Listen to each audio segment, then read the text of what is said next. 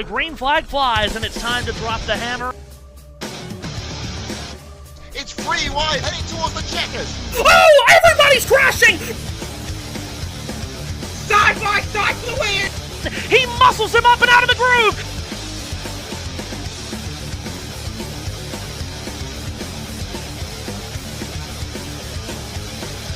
Now contact and around! And this is gonna stack up about 15 of them!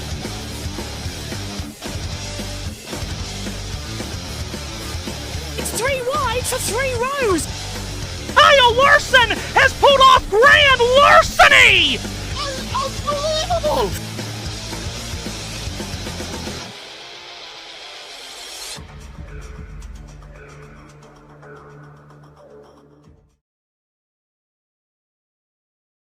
This is the world's most famous stage for speed. The Indianapolis Motor Speedway opened in 1909, and now, more than 100 years later, NASCAR has become a mainstay at the Brickyard, and today, the 30th running of one of NASCAR's crown jewel events, the Brickyard 400. Hello, one and all, I'm Matthew Owens, and welcome to the world's greatest race course, the Indianapolis Motor Speedway. Thanks for having us in for the race. First off, we are thrilled to be back here, thrilled to be back where we belong, here on this channel, calling races, calling sporting events. We are thrilled to be back, and we're thrilled to have you with us. We're also thrilled that it is time for another race around the Indianapolis Motor Speedway. It truly is the greatest race course in the world, and it was a little over 30 years ago in 1994 when NASCAR first came to the Brickyard to run that inaugural Brickyard 400 that will forever live in NASCAR lore. Now, all of these years later, new stars, new cars, new characters, but the track remains the same. The 2.5-mile rectangular path is as iconic as any sporting event in the world. When you come to Indianapolis, you immediately get the feeling like you would at an Augusta National or Churchill Downs, Fenway Park, or Center Court at Wimbledon. This is one of the greatest sporting settings in the entire world. The 30th running of the Brickyard 400 is today, and it will be another tremendous race, a crown jewel event on the NASCAR calendar. We're so very excited for it. So glad to have you with us here as we get set for race 22 of the NASCAR Cup Series season. Of course, we're getting towards the end of the regular season. Just 5 races remain until the chase for the NASCAR Championship gets underway, and that, of course, means that every position on the racetrack and every point possible means so very much. So, with just those 5 races remaining until the chase begins, here is a look at how the championship standings stack up coming to the Brickyard. At the top of the championship totem pole is Denny Hamlin, still continuing his hot run of form with a second-place finish in Wilkes County, North Carolina last week. He now owns a championship lead over Tyler Reddick. Then it's Ryan Blaney in third, Ty Gibbs in fourth, and Chase Elliott rounds out the top 5. 6 through 10 is Kyle Larson, Carson Hocevar, Chase Briscoe, Chris Buescher, and Christopher Bell. Then where it starts to get tight, and the number to the right of your screen will now indicate how many points each driver is either above or below the chase cut line. Daniel Suarez starts the day on the front row. He starts the day 96 points above the cut line. William Byron at plus 84. Darrell Wallace Jr., who is the defending winner of this race, is 69 points above the cut line. Shane Van Gisbergen had a sensational run at North Wilkesboro last Sunday night. He sits 54 points above the cut, and Joey Logano, scoring his first win of the season last week, leapfrogs his way to 15th at plus 49.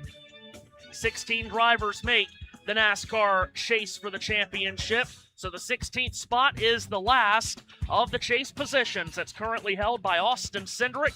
He's got a 33-point edge on Eric Jones, while Ryan Preece, Brad Keselowski, and Michael McDowell all sit on the outside looking in. Maximum point gain possible in one race is 76 points, so any of these positions could very well change across the course of 400 miles this afternoon at Indianapolis. And while points are so very important, and we talk about points so much, especially at this time of the season, truly today's race at Indianapolis, points are not on the minds of many of these drivers that will start this race. This week, next week, you count your points. If you win this race, you count your blessings. That is what Indianapolis is all about. The Brickyard 400 has this amazing history. It started in 1994, and you know the magical story about that day. The first stock car race for NASCAR in front of 300,000 fans was won by Jeff Gordon, an Indiana Hoosier. And since then, a long lineage has been created of legendary drivers winning the Brickyard 400. 23 of the 29 races that have been run at this racetrack in the NASCAR Cup Series has either been won by a past or to-be Cup Series champion. There's been a lot of talk this week about the status of this race as a crown jewel in the sport, but there's no doubt about it that when you come to this racetrack, when you walk into the grounds, history starts talking to you. It's all around you at every square foot of this racing facility. If there's any question about the crown jewel status of this race, the list of not only who have won this race, but also the list of who has not won this race, and the thoughts of those drivers and how painful it is for the likes of Denny Hamlin and Joey Logano, Ryan Blaney, and Chase Elliott. Those drivers know the pain of not winning the Brickyard 400. They so desperately want to today. 160 laps and 400 miles stand in the way of these 39 race cars and the drivers inside them that so badly want to, at the end of the day, get on their hands and knees and apply a kiss to the famous yard of bricks that lie here on the main straightaway at the Indianapolis Motor Speedway. Yesterday in qualifying, Carson Hocevar scored the pole position. Hocevar, who's from Michigan, has called Indianapolis his favorite racetrack. And, of course, a lot of drivers do feel that way. Hocevar will lead an all-Spire Motorsports front row to the green flag with his teammate Daniel Suarez alongside of him. You can see the entire starting grid on your screen, and we'll go through it as the race goes on, or as we get closer to the start of the race. But there is no doubt about it, the Indianapolis Motor Speedway is steeped in history, but we also know that this is a race where starting at the front is paramount, and also crew chiefs getting the strategy right, so very important. That's the case every week, but it's certainly the case here this week because we know how difficult it is to pass around this 2.5 mile, mostly flat rectangular oval. Track position is so key, strategy is so key, and last year we saw a race come down to the very end and even past the scheduled distance to overtime where fuel mileage was in question. It was Darrell Wallace Jr. scoring the victory, snapping a 100-race winless drought in the process. Fast forward about a calendar year, Wallace is on another winless drought. He comes in trying to become one of the rarest and complete one of the rarest feats in the NASCAR Cup Series, and that's winning back-to-back Brickyard 400s. It's only been done by the likes of Jimmy Johnson and Kevin Harvick. Wallace has his work cut out for him today. He'll start 29th on the grid. Something else that will certainly be coming into focus a lot today is that it is the final round of the $1 million NASCAR In-Season Challenge. And just as it was here at Indianapolis last year in the final of the In-Season Challenge, it is a David versus Goliath matchup. Last year, of course, it was Ty Gibbs versus Ty Dillon. Gibbs walking away as the in-season challenge champion and winning the $1 million prize that went with it as his Joe Gibbs Racing effort went up against the Colleague team of Ty Dillon. Today, it's Team Penske's Ryan Blaney going up against Front Row Motorsports' Todd Gilliland. And, of course, Todd Gilliland, you can see him bottom right of your screen, 36th on the starting grid. He's got plenty of work to do if he's going to beat Ryan Blaney heads up today. For Blaney and his number 12, he starts 13th on the grid. It's been a really good run of races for Blaney here of late. He was on a long top 10 streak before that was snapped last weekend at North Wilkesboro. Blaney sits third in the championship standings, just 87 in back of Denny Hamlin. Speaking of those championship standings, which we ran through for you earlier, Hamlin a 68-point lead on Tyler Reddick. For Reddick, it has not been a good form of races for him here of late. He's hoping to turn that around at a racetrack where he has run extremely well at in the past. He'll start third on the grid. He is one of the race favorites. Just speaking more about Tyler Reddick and the struggles that team has had here in the summer months. Over the last 5 races, a 25th at San Diego, 36th in back-to-back races in Sonoma, California, and then at Chicagoland. He did finish 8th at Atlanta, but last week at North Wilkesboro caught up in a mid-race accident. He finished 30th, so he's been outside the top 20 in 4 of the last 5 races and 5 of the last 7, going back to his crash at Michigan. After the Mother's Day weekend race at Watkins Glen, which was the 12th race of the year, Reddick had a 129-point lead on Denny Hamlin. Now he trails Hamlin by 68 points.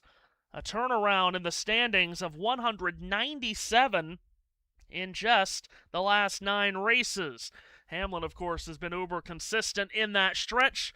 And, of course, that really tells you what consistency and what race winning means in this new championship format that we have. Again, extra points to the winner, unlike what we had the last time we ran a chase format some 13 years ago. Opening ceremonies just about complete down on the grid, and we are getting closer to the start of the Brickyard 400. Redbox is with us. Glad to have you with us as always. Redbox from north of the border says won't be able to catch the whole thing today, but I'll definitely at least be in for the start, hopefully the majority of Stage 3. And we are glad to have you along for the ride, as always. Glad to have you all with us. Of course, it's been a testing last couple of weeks, as you may or may not know, but we are so thrilled to be back.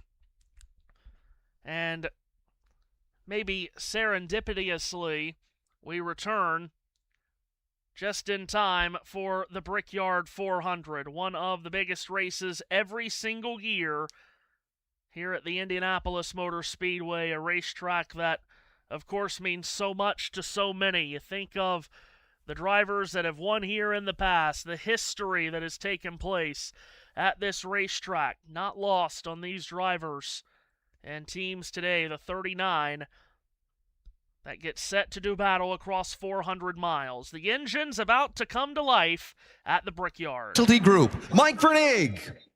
Drivers, start your engines.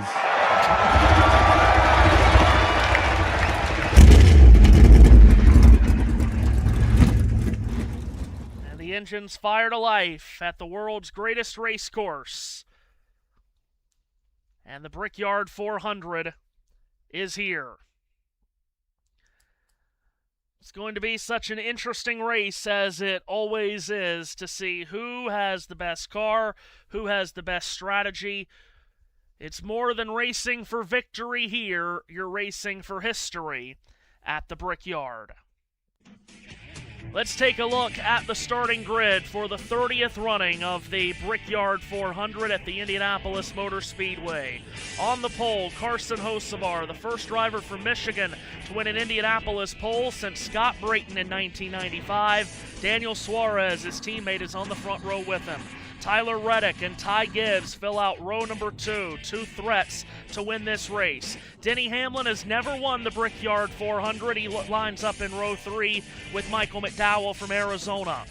Corey Heim, the San Diego winner, with Alex Bowman in car 48 in row 4. In row 5, it's A.J. Allmendinger, a winner of the Indianapolis road course race here, and Kyle Larson, the Brickyard 400 winner from 2 years ago.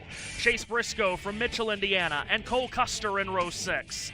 Ryan Blaney from High Point, North Carolina, fills out row 7 with Eric Jones. RFK teammates line up in row 8. Chris Buescher from Texas and Brad Keselowski, the 2018 winner.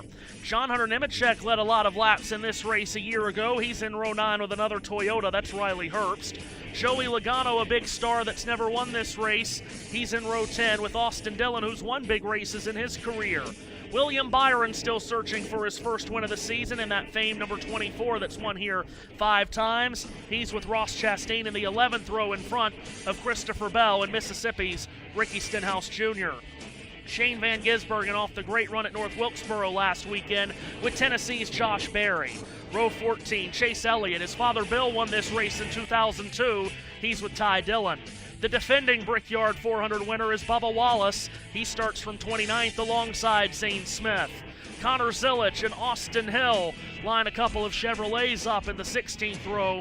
They're just ahead of Noah Gregson from Las Vegas and Connecticut's Ryan Preece. Austin Cindric ran well in this race a year ago before a cut tire cut his day short. He's with Todd Gilliland, who searches for the $1 million in-season challenge title today. Row 19, Cody Ware and Casey Mears, who was the pole sitter for the race in 2004. And shotgun on the field is Daniel Dye. That's the starting grid for the 30th running of the Brickyard 400. A 160-lap, 400-mile race. The first 2 stages will go 50 laps each. The final stage will go 60, and those stage lengths are important because you see the fuel window down there, 38 to 44 laps. You will have to stop for fuel at some point in every stage. Now, those first 2 stages, if you were to get a lot of caution laps in, perhaps then you could make it to the end of those 50-lap stages without pitting. The race record was set here by Bobby Labonte, who won this race in 2000. And again, this is the 30th running of the Brickyard 400. Parade and pace laps underway here at the Indianapolis Motor Speedway as we get set for the 3rd Crown Jewel race of the year. Again, a lot of conversation about the Crown Jewel status of this race, but anyone that appreciates this racetrack and the history of Indianapolis and all of racing, not just NASCAR, knows well that this is one of the crown jewels of this sport to go along with the Daytona 500, the Coca-Cola World 600 at Charlotte, and the Southern 500 at Darlington, which will run, as we always do, on Labor Day weekend in just about a month's time. And again, the conversation of drivers that have won this race and drivers that have not won this race. Ryan Blaney, a former series champion. Denny Hamlin, who, of course, is top 10 on the all-time wins list in NASCAR history. Chase Elliott, a former series champion. Joey Logano, 3-time champion of the Cup Series. All drivers that have never won the Brickyard 400. They hope to change that today.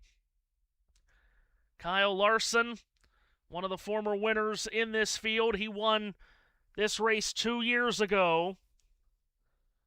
I would love to become a 2-time champion of the Brickyard 400. Same goes for Brad Keselowski, who finally got Roger Penske his first Brickyard 400 win in 2018. Today he drives, of course, for the team that he co-owns along with Jack Roush. Brickyard 400 win would mean so much to Brad. It would mean so much to everyone in this field. Chase Elliott, we mentioned his father Bill winning this race in 2002. The tradition of kissing the bricks after winning this race. When Bill, his family, and his team, after his win in 2002 in that number 9 Dodge, went out to kiss the bricks. Of course, Chase at that point was just a kid and didn't want to partake in the kissing of the bricks. He says he still regrets that. Not doing it then would mean so much to him if he could do it as a driver. Chase, of course, with 2 wins this season. And how about the front row? Carson Hocevar and Daniel Suarez. Certainly not the first time this season that Spire Motorsports has shown really good qualifying speed. But what is the race pace going to be like for the 7 and the 77? And put the 71 of Michael McDowell in there too, the third of the Spire cars. All 3 start in the first 3 rows on the grid today. Hocevar calls this racetrack his favorite. Hello, Matthew. Can you hear me? It's JB. Yes. JB, hello. Hello. Are you solo on your commentary? Yes. As a matter of fact. So am I. Do you fancy a team up? Absolutely. Yeah, I'll grab the camera in, because I was just thinking to myself, I'm solo and you're in here on your own, and I'm thinking, well, one of us isn't communicating right. Yeah, I'll send you a message behind the scenes of all that's taken place today and what's still to take place. Well, I'm delighted to be back. Can I just say, by the way, massive pleasure that the Ultimate Sports Media is back where it belongs after a couple of weeks away. So glad that we won the appeal. And, mate, I can think of no one better to share the Brickyard 400 with than you. I'm quite excited now. I was thinking, is Matt going to appear? Is Seth going to appear? But no, it's just you. I thought, all right, we're getting ready. Let's go for it. Yeah.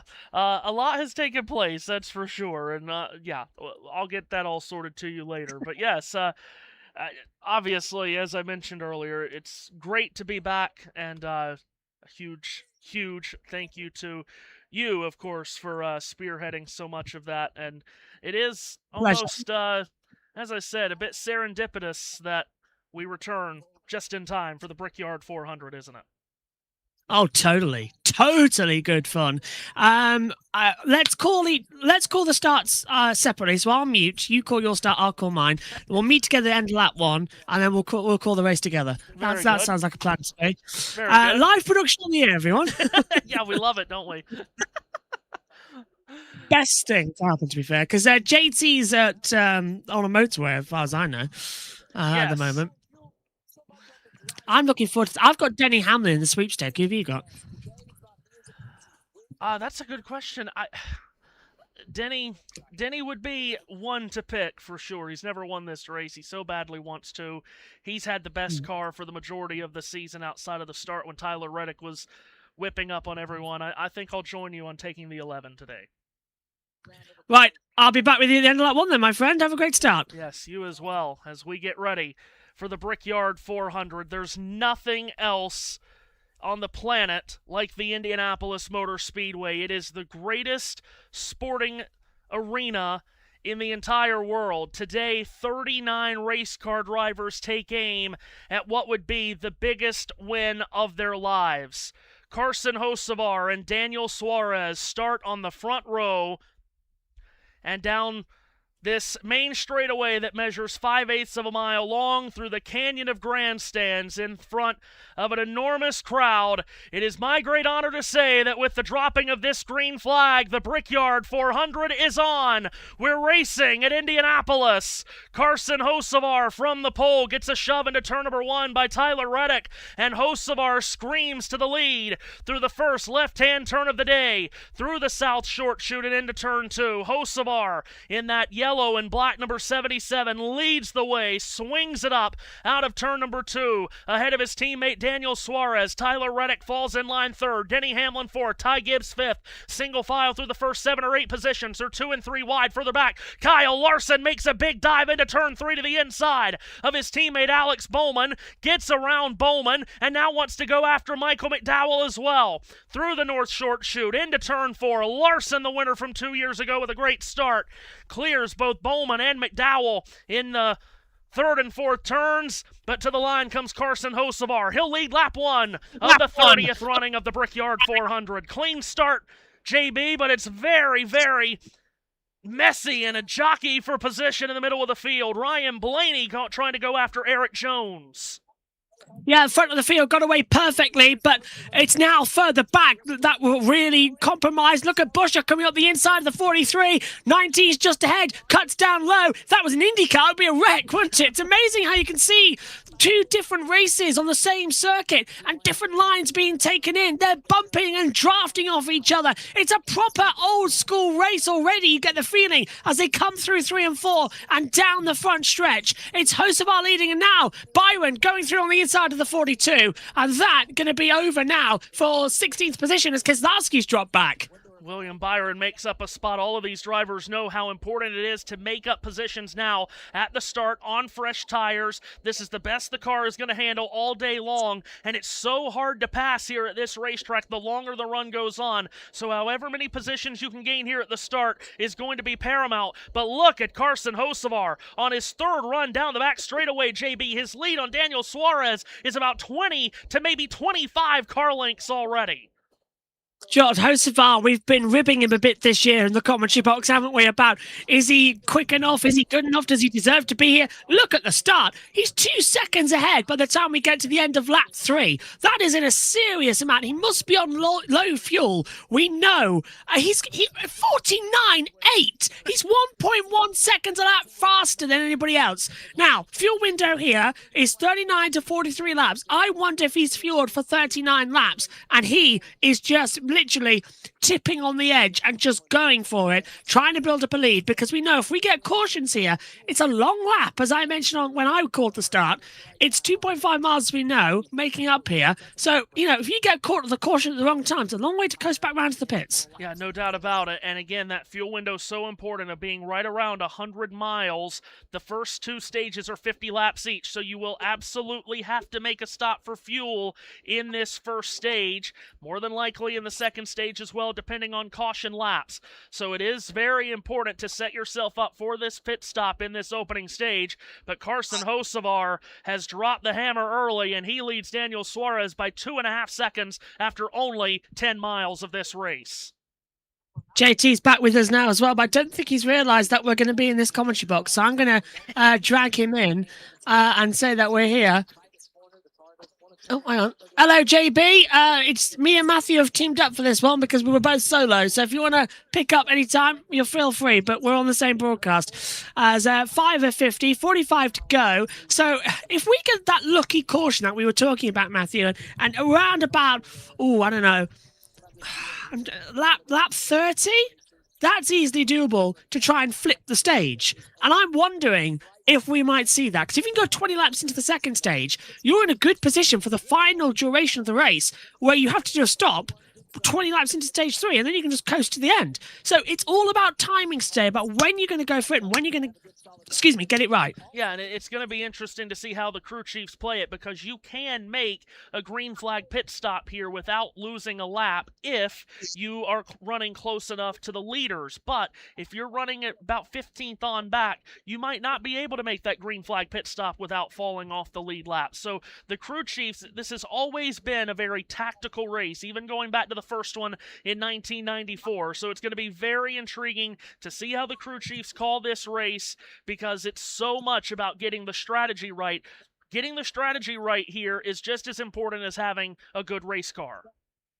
How good, though, was Spire in qualifying? 1 and 2 on the grid, and they have kept 1 and 2 on the grid. Trying to see where their teammate is. Michael McDowell running in 8th position, and so far having an okay start. And he's in a battle with AJ Allmendinger, and now the retiring Alex Bowman. I mean, Matthew, I've been saying for numerous years, I don't know about yourself, about how I kind of expected Bowman to retire because the 48, it wasn't going anywhere. He's only won 1 race on the Chicago street course. He's been, so far off the pace on all the circuits. It's a retirement, in my opinion. That's about a year and a half, too late. I mean, what was that question about? Do you remember The Simpsons? Oh, no, was it Family Guy The Simpsons where he said, why now? Why not 2 years ago? Something like that. It makes sense. Why has it not been this soon? Well, it's so interesting to hear a driver that's only 33 years old talking about retirement and planning his retirement. Yes. We know a lot of concussions and a lot of injuries has really hurt Alex as well over the years. But I am happy that he's going to be able to go out on his own terms. And with this retirement tour that will start, well, I guess really starts this weekend and will go throughout all of next year. Also announced earlier today, he won't be driving the 48 car for next year's Daytona 500. He'll be driving for Hendrick, but it won't be a 48 car because they're giving the 48 number to Jimmy Johnson for what will be his last race in next year's Daytona 500. That makes sense. I mean, JT's already said that he's going, isn't he, to the 500 next year? And he's going to now say, "Oh, I was in a NASCAR race where Jimmy Johnson raced in the 48." So he's going to lord that over us for the end of time. Bob Podcast on Twitter just saying as well that there's only 70,000 people here, which sounds like a lot, but this speedway hosts 255,000 people. Do you want to know do you know it was over 200,000 when Formula One came here in 2000, ironically enough. So they filled the grandstands. It's unbelievable. Yeah, and they filled the grandstands every year in the Brickyard 400 from 1994 to about 2010 or so. But then, of course, the economy changed, and we know all of the conversation that happens around the attendance around this race. But there's more people here for this race than there was at North Wilkesboro last week. Even though North Wilkesboro was a sellout, and this is nothing close to a sellout, but there's still more people here. So there's going to be all the people that say on social media and call into all the radio shows this week, well, no one goes to Indianapolis. Well, that's not the case. A lot of people go to Indianapolis, just not 250,000. There's more people at this event than there would be at a road course event, in Sonoma, for instance, or something like that. It's ludicrous. So JT's unmuted. We'll just get in front of that while we can, because I don't want to hear all the complaining that no one goes to Indianapolis. It's not like there's just 600 people here. But no, it's full on. It's not the Indianapolis 500, but guess what? Nothing else is. And the month of May, of course, let's not forget, it was only 2 months ago. People's wallets don't magically regrow. Boy, Do you reckon truer words have never been spoken than that. Yeah. Do you reckon we should put this race maybe in an August slot? That's where it always used to be, was first or second week of August. There? And I think a lot of people would like that. It's NASCAR's really jumped around over the years. Remember that for a year or two, this was run on July 4th weekend as Christopher Bell makes a pass at the north end of the racetrack in turn 3, gets around the Austin Dillon automobile. It's been a slow start for Bell, but by making that pass, he'll break up, into the 21st position, passing Austin Dillon, who might be left vulnerable to Joey Logano here on the main straightaway. Logano in the slipstream of Dillon took a peek to his inside, falls back in line behind the number 3 that won, of course, the second Brickyard 400 with Dale Earnhardt in 1995. Of course, Joey Logano still fighting his way in for the chase. We've got 4 drivers who are confirmed for the chase in 2026. That is Denny Hamlin, our championship leader, Tyler Reddick, Ryan Blaney, and Ty Gibbs. They've all locked themselves in. And Matthew as well, Logano going to the inside now into turn 3, trying to get that low line and the side draft off of Dillon that can propel him out of the corner. He's got it, and now he's under pressure from Josh Berry. Dillon losing 2 places in turns 3 and 4, and the front just twitching out from underneath him as well, as Hosfar continues 2.5 seconds ahead from his teammate as well, Daniel Suarez. But just to touch back on Ty Gibbs, remember the start of the year when he first won a race and we were all saying, oh, okay, how good is that? How incredible is it that he's still running this good? Yeah. I'm super, super amazed. Yeah, I mean, he is a true threat for this championship. I know he hasn't won since the win at Bristol, but he's been running so extremely well. So, yeah, Ty Gibbs is really a threat to win this championship. He's 4th in the standings right now, and he's a threat to win this race today as he runs in the 5th position. Here's some action in the back straightaway. I'd love to tell you who Austin Cindric's passing. Now I'll tell you, it's Austin Dillon. Both Darrell Wallace Jr. and Austin Cindric have gotten around Austin Dillon on the back straightaway. So Dillon's been bleeding positions here over the last couple of laps. Connor Zilic will be the next one that gets up to him. But obviously this 3-car not handling the way he wants to here in the early going through the first 13 laps. D Lead Vox on YouTube says, because they're poor, I don't even have a TV anymore. I listen to you guys because it's the only way I can listen to the race in real time, and I love your voices. That is a fantastic compliment. Thank you very much, and I hope you're all enjoying it across JBM, and welcome back on the airwaves for Ultimate Sports Media. I'm so happy with that. Elliott says, how long do you guys think the race will be? Well, we've done 13 laps in 12 minutes, so around about 2 hours 45 plus cautions. I'd say about 3 hours, wouldn't you, Matthew? Yeah, if it stays lean and green, which this race typically does, it should be a fairly quick race. Of course, last year we had the rain delay right at the end, and then it went into a couple of overtimes. But if you go by the first time that the next-gen car was ran here back in 2024, that race ran just over the 3-hour mark. So I would say right around that 3-hour mark. Between 2:45 and 3:15. Of course, we had 6 cautions last year for 28 laps, but the margin of victory was 0.222, which was absolutely incredible. And there's always a little asterisk under this note that says, since 1993, which was the advent of digital timing and scoring, does not include races completed under caution. But yeah, 0.222. We raced here in 1994. This is our 30th race on the oval. JT, where are you? He's trying to talk, viewers, I do promise you, but he's sounding a bit muffled. So, hey, I tell you what, we've brought him in. I didn't even say anything. Oh, you're there. Hello. Hello. Hello. Where the hell have you been? What do you mean? Do you know where the how hell have long? I been? Well, do you know how much Omi's had to do 2 races today of touring cars, and I do the last one? It was a lot of on your voice. Oh, what a shame. Yes. Welcome back. As we come in. You'll never guess what. Is your headset arrived? JB. Yeah? I'm going to Daytona and I'm going to see Jimmy Johnson in a 48 car. Somebody exterminate him. No, don't do that.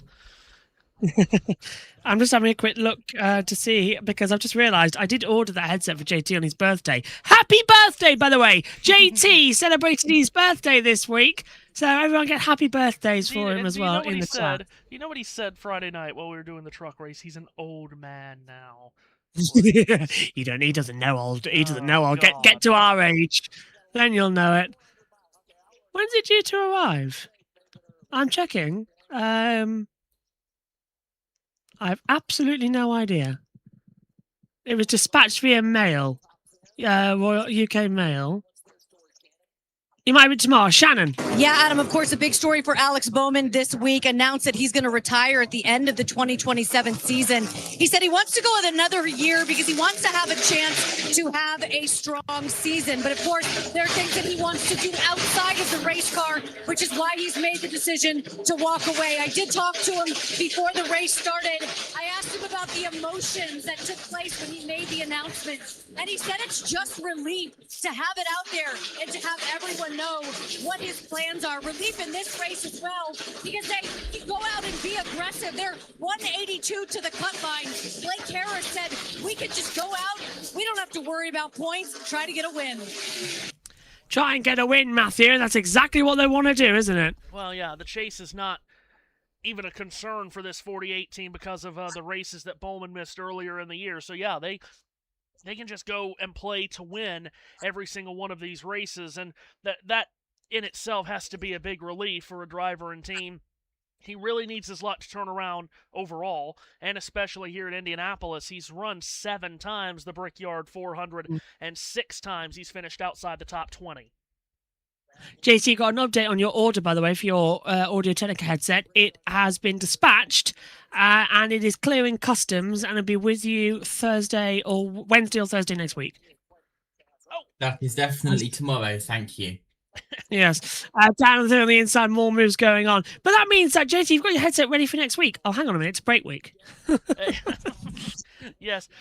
By the way, as Chase Elliott was just fully blocking Shane Van Gisbergen on the run to turn 1, and we'll be seeing a lot of that today, a lot of aero blocking down these long straightaways. And here's some more of that. Zane Smith trying to get around Ricky Stenhouse Jr. on the backstretch going to 3. Stenhouse with a big block. How You know, there's a lot of talk all the time about how IndyCar either has stuff that goes against them, like the weather at Nashville last week, or when stuff doesn't go against them, they go against themselves. They just trip themselves all the time. How terrible, from an IndyCar perspective, that there's no NASCAR racing next week. Not a truck race, not an O'Reilly race, not a Cup race, not anything NASCAR related, and yet IndyCar's not running anything next week. How dumb is that?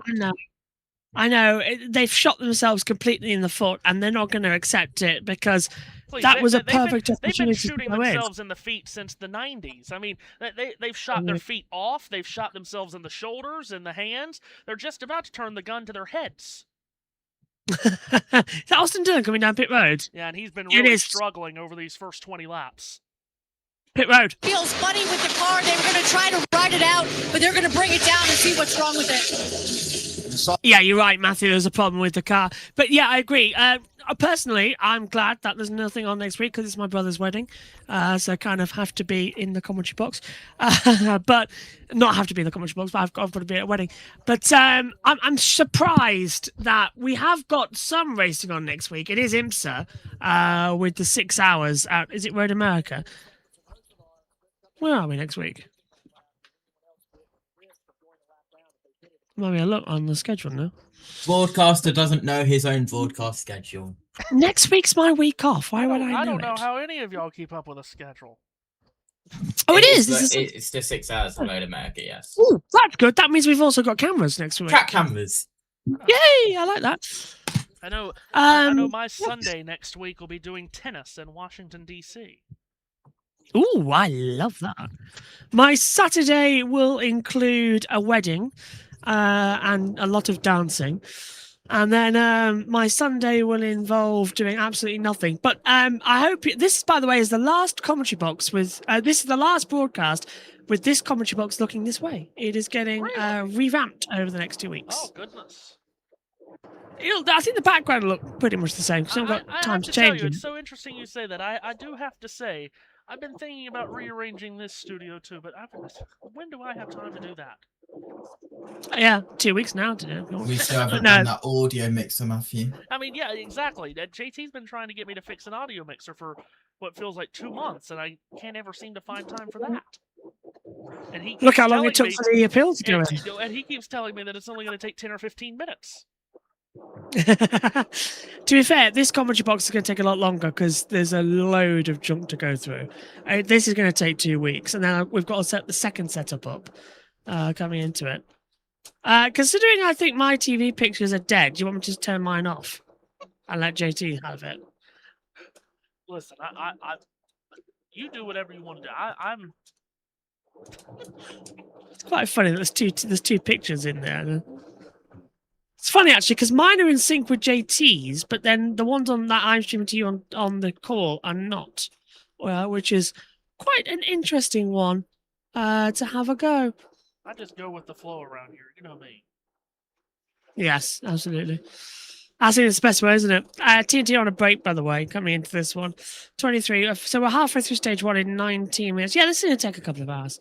So grab yourself some food and some snacks and just settle in. It's the Brickyard 400. Okay, I've got a question for you. A bit of a NASCAR mid-stage podcast question. As Chase Elliott comes down pit road. Now, he is what I was saying about flipping the stage. Because the fuel window is 39 to 43 laps, pit around about halfway stage 1, you can run a couple more extra into stage 2. And if you want to really drag it and get yourself off kilter. So, question to you both. Should whoever the TV broadcaster is, so this is TNT, should we hype up the Brickyard 400 more than it is? As the 21 gets on the 20. So we finally see again Berry ahead of Bell because we've been here for 3 days. Now, IMS had to ask for the practice and qualifying to be run separately so they could have 3 days of running. Should we be having more than that and have just to bring in a bit more spectacle? Because it does feel like everything's being a bit thrown up in together at the same time. Listen. You know my answer. JT? Yeah, Matthew, go on you. Yeah, you know my answer to all of this. So JT, take it away, JT, because if I get going in this conversation, I might not stop. We are trying to get a lot of more viewership on it, to be fair. Look at that. Indianapolis Motor Speedway, 1909 constructed. 1911 was the first Indianapolis 500. It was run back in those days on the first ever race in 1909, by the way, was run on stones before it was deemed a bit too dangerous, so they laid the bricks. 1994 was the inaugural NASCAR Cup Series race. 2000, the inaugural Formula One race. David Coulthard, thinking that 5 lights lit meant go and jumping the start by a country mile.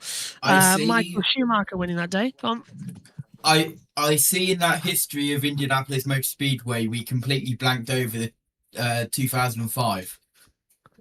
Yeah, the day, and to be fair, and 2008, where we had tyre issues here, as Ty Dillon comes down to the pit lane. Tyres are a big factor here, JT, isn't it? We've had a couple go down over the last few years, and if we have more punctures coming, I'm scared. Tyres are the big factor here, and another thing that is a big factor is the behind-the-scenes member stream is now live for channel members. I am back. Hey! Even that took like 15 laps. Because I was maybe like at Smith Park Stadium, which, by the way, Saloon Stock Car European Championship, absolutely incredible. I saw some of the things that you pointed in, so I'll agree with that. Go on, Matthew. Just seeing some cars come down pit road here. Ty Dillon and Cody Ware just came down pit road as Chase Elliott swoops down to the driver's left of Ross Chastain, and Elliott will make this pass. Ahead of Chastain he goes on the approach to turn number 3. Elliott has just come down pit road as well, so he is off the lead lap as of now. Elliott, as you see on your timing and scoring, down in 37th position, but he's on fresh tires. Here comes the Indiana Hoosier, Mitchell, Indiana's Chase Briscoe. He has said that winning the Brickyard 400 would be more important to him than winning the Daytona 500. That's how much he idolizes this place and this race. The Mobil 1 Toyota comes down pit road here, JB. Not a great thing. God. As we see now, here he is, down on pit road. All 4 tyres been changed, 2 on the right side, 2 on the left, and a lot of fuel going in there, actually, as well. So they're going to maximise this and try and go 39, 43. I think that's fuel for the full 43. Good actual run there. Sorry about that. I don't know what happened. I went to talk and... You see that black button in front of you? That's the mute button. 10 of Ty Dillon has a pass-through penalty due to a blend line violation. I also would like to issue a pass-through penalty to JB for mute button violation. Oh, why don't you just off? William Byron on pit road. And the number 24 that, of course, won this race 5 times with Jeff Gordon, 1994, 1998, 2001, 2004, and 2014. Byron down and away looking for his first win of the season still. The big gap that Carson Hocevar has had basically since the start of this race starting to shrink, JB. His teammate Daniel Suarez, who has stayed second behind him every single lap, is starting to run him down. What was once a 2.5-second gap is now just half a second as we get the replay confirmation of Ty Dillon with a blend violation. You cannot put any part of your car over the top of the white line to driver's right in the short chute, the solid white line of the short chute when coming off of pit road. We had a couple of penalties for that in this race a couple of years ago with Chase Elliott and Brad Keselowski. Ty Dillon is guilty of it here. Kyle Larson on pit road, the 2024 Brickyard winner. On, but fairly happy with it, and a little bit of progress here on the first run of the day at the Brickyard. Larson looking good then. You're right about Hocevar. He was 3 seconds ahead. Now 0.5 of a second ahead only to Suarez. He's slightly increasing that gap, but fuel and tyres now starting to become a factor as well. Tyres, they get 11 sets, fuel window 39 to 43 laps. That does not mean that the tyres can do that distance. You're going to need to stop at least for 2 tyres during this race. So it's going to get a little bit blind as the race goes on as to what we're going to be witnessing. But as I said earlier on, 4 drivers already locked in for the playoff, for the chase, penny in the jar. Yes, very good. So Hocevar running up on the back of Casey Mears, the pole sitter for this race in 2004 of the famous Mears racing family. Rick, of course, a four-time winner of the Indianapolis 500. Ty Gibbs pitting from the 5th position. His red and white number 54 hits pit road. Here at the end of the 30th lap, starting lap 31, Ty Gibbs on pit road. Hocevar in traffic. Lap traffic is always a story in this race, JB. These cars react so differently, especially around this track, because the straightaways are so long, but the corners are so flat. These cars act so differently when you've got another car in front of you. Hocevar needs to put away this lap traffic quickly. He'll try to get around Casey Mears here in turn 3. We saw earlier on with Joey Logano the side drafting and how much that was critical in order to propel yourself out the corner, and how, I can't remember who was passing, dropped 2 places at one time. 54's coming in to pit road as well for Ty Gibbs. Interesting enough, he was locked in, but now he's disappeared from the lock-in. So where his current position is, he won't be good enough. Hamlin and Reddick already in. Blaney now in as well. Gibbs might not be in by the end of today. So it's all about how you finish here today to get your gold star on the board and get yourself in for the chase. I'm literally hitting my chair to that. Stenhouse coming in from 30th position. Also in AJ Allmendinger and Michael McDowell coming down pit road. They down in. Shannon. Michael McDowell just didn't have enough to make the pass on Kyle Larson. He's been struggling with loose overall, set really edgy on the rear. Needs some more security, Marty.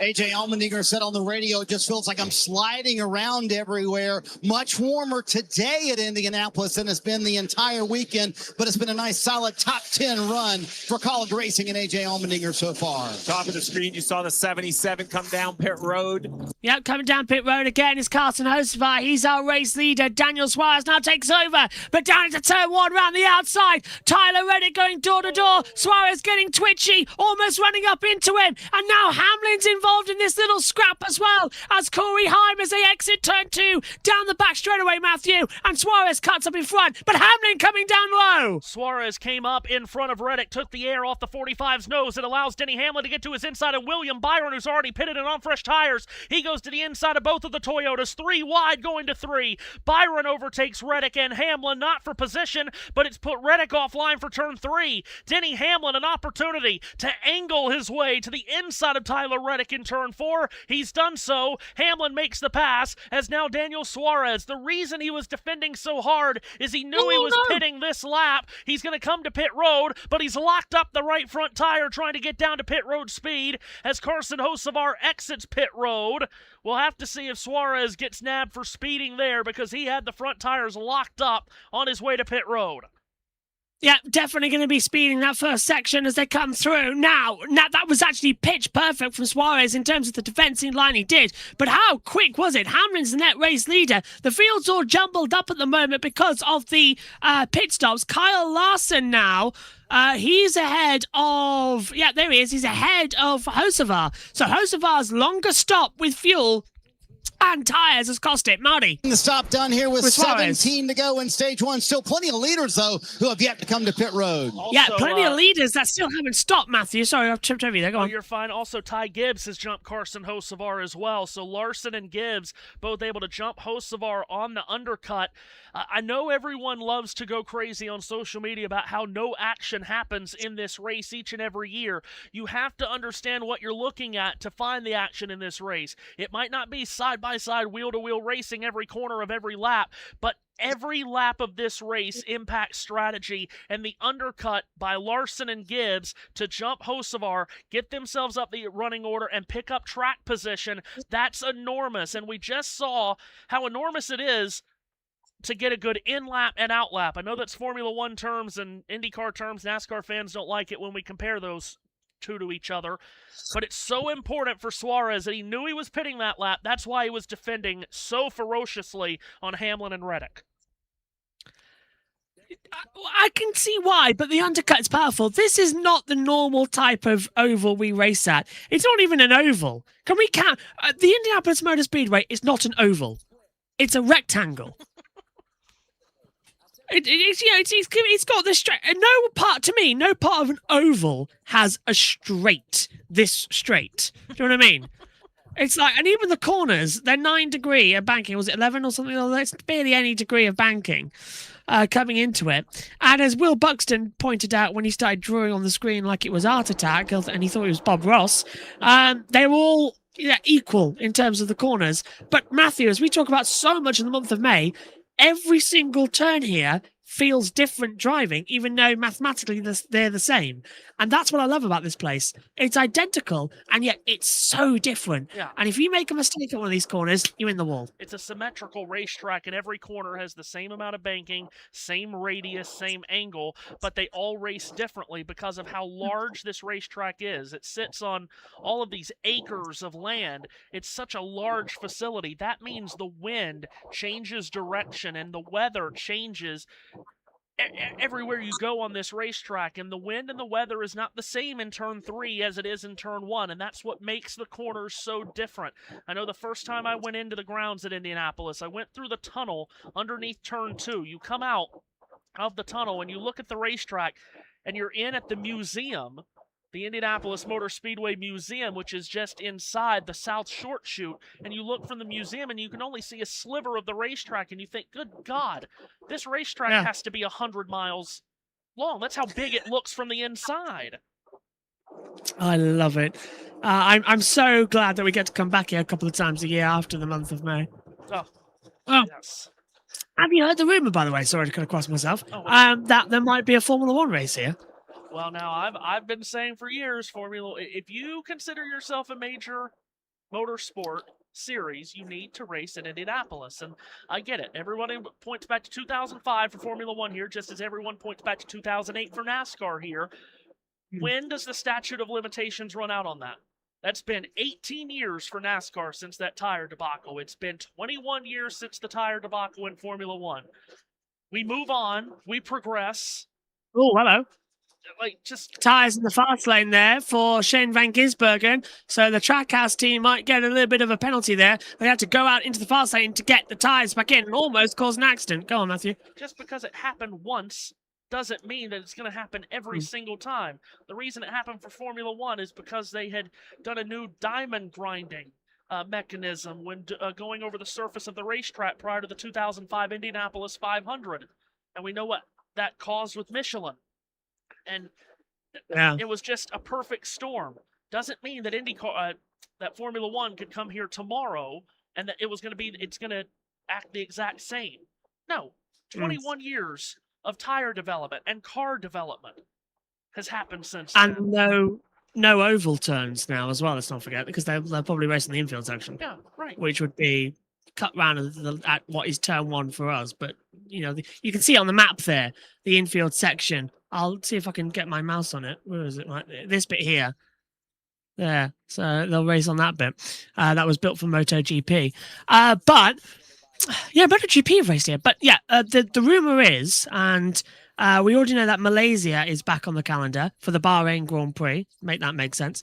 The Bahrain Grand Prix presented by Malaysia is what the title is. It's the most ludicrous one ever, as Chris Buescher comes in. But the rumour is that Imola could play a host as the season finale. If that's not possible, then there's also Portimao, and also, very much likely, Indianapolis is being looked at to host a race this year. Indianapolis could be the F1 season finale because they could do it just after Las Vegas. You'd be really cutting it close with the weather in Indianapolis that time of year, though. I mean, you'd be cutting it really close. Yeah, to snow or rain? I can't wait for another American F1 race. Yay! That would be our 4th American F1 race, and it would be the first time since the 1980s we had 4 in 1 year. When we had United States Grand Prix, United States East, West, South. It's been all sorts. There's Denny Hamlin pitting from the lead. So we're now down to 10 to go in the stage, so everyone's reaching the end of their fuel window. We saw when Brad Keselowski stopped a moment ago, they waited a lot on fuel, so it was a longer stop for Brad as they waited on fuel. They'll probably have to do the same here with the 11 as Hamlin is in. 4 tires have been changed, but yes, waiting on fuel for Hamlin. Todd Gilliland is also in. Yep, pit road. He started 36, deep in the field. He said, I have no grip, guys. I'm tight on exit. Yeah, and that's exactly what we've been seeing. The grip here has been so bad. We're 40 laps into the first stage, remember? And we're seeing the cars as they turn in. They're stepping out the rear. They're sliding around, and they just can't get the grip down when they need it. So this was a problem in the O'Reilly race last night that me and Megan hosted, and CW had the commentary call for. You're proper getting rear slides, and it's a good circuit. Marty on Reddick. He said the balance was a little bit free, but at the very, very end of the run got a little bit too tight for him. Ryan Blaney said the turn got better for him the longer they ran on the 12 car. Shannon? Yeah, you got Christopher Bell. He started 23rd on this day. He has been battling a free race car. Remember, Adam Stevens told me today was about strategy. They know they put themselves in a hole with that qualifying effort, and he's down and away. Okay, question. Can Bubba Wallace win this race now? Because by pitting now, he's going to go long in the second stage, and he's now put himself in a good position. But Corey Heim now to the front in the 67 car. Yeah, what's going to be really interesting to see is what happens during the Stage 2 caution. Do the drivers that pitted around laps 25 to 35, will they pit under the stage caution, or will they stay out and just pit early in Stage 2 versus what these drivers do, like the Gibbs cars, the 2311 cars that have gone long here in Stage 1. This will be really interesting to see what the blend looks like once these pit stops cycle out. Joey Logano on pit road here. Looks like all the Penske cars went with the Gibbs strategy. They wait for fuel on the 22. He's away. And now we're waiting on a couple of more Toyotas and Fords. Really, it was the Chevrolets that decided to split the stage in half. It was the Toyotas and Fords that decided to go long. Heim, Nemechek, Berry, Cindric, and Jones are the 5 we're waiting to pit. Yeah, okay, so that now makes sense that for Logano, he's fueled up to the maximum. You can see he wanted to get going. He's sort of slowly creeping away from his pit box before the fuel hose disconnected, and he was able to put pedal down to the metal. Corey Heim still leads. Kyle Larson is second. Ty Gibbs now third. Hocevar, Suarez, your top 5. Into the pit lane, Nemechek, Berry, and Cindric from 9, 10, and 11. They're now dropping down the order. Puts McDowell up, and Corey Heim is coming in this lap. So the race leader now also coming in as they try and flip the stage. And I'm just looking at Ty Dillon to see if he's gone behind the wall, because he's 2 laps down and he's currently flying across the golf course according to my driver tracker. So we'll keep an eye on him to see if that's in a position of power change. But Casey Mee is doing well. He's only a lap down. He's in 38th position. So well done. And I'm glad we're not having to talk about anybody else in the field that shouldn't be here this year. Larson's round! No! Kyle Larson has spun it. We haven't gone yellow. We've stayed green. And now the caution comes out, Matthew. Kyle Larson, who was going to be in position to take the lead and win this stage, has crashed at turn 3. And what could have happened here? I would have to think that probably a left rear tire went down. Oh, my goodness. It's heavy damage to Larson, who was going to win this stage based on the strategy that Cliff Daniels had run. And Larson, his pursuit of a second win of the Brickyard 400 comes to an end at the northeast corner, right in front of the northeast vista at turn 3. In the wall hard goes Larson. If he had no luck here, it's unbelievable. He won in 2024, of course, after crashing out in the Indy 500. He won the Brickyard 400. And then now he's out this time before the end of stage 1. And with an accident like that, you can't just bring it back to the pit lane. He's blown the left rear tyre, would have done the suspension. He's cracked the back bodywork in half. It was a hard hit. And of course, you've got the safer barrier here, but it's like when you crash at Daytona. It's a hard hit here.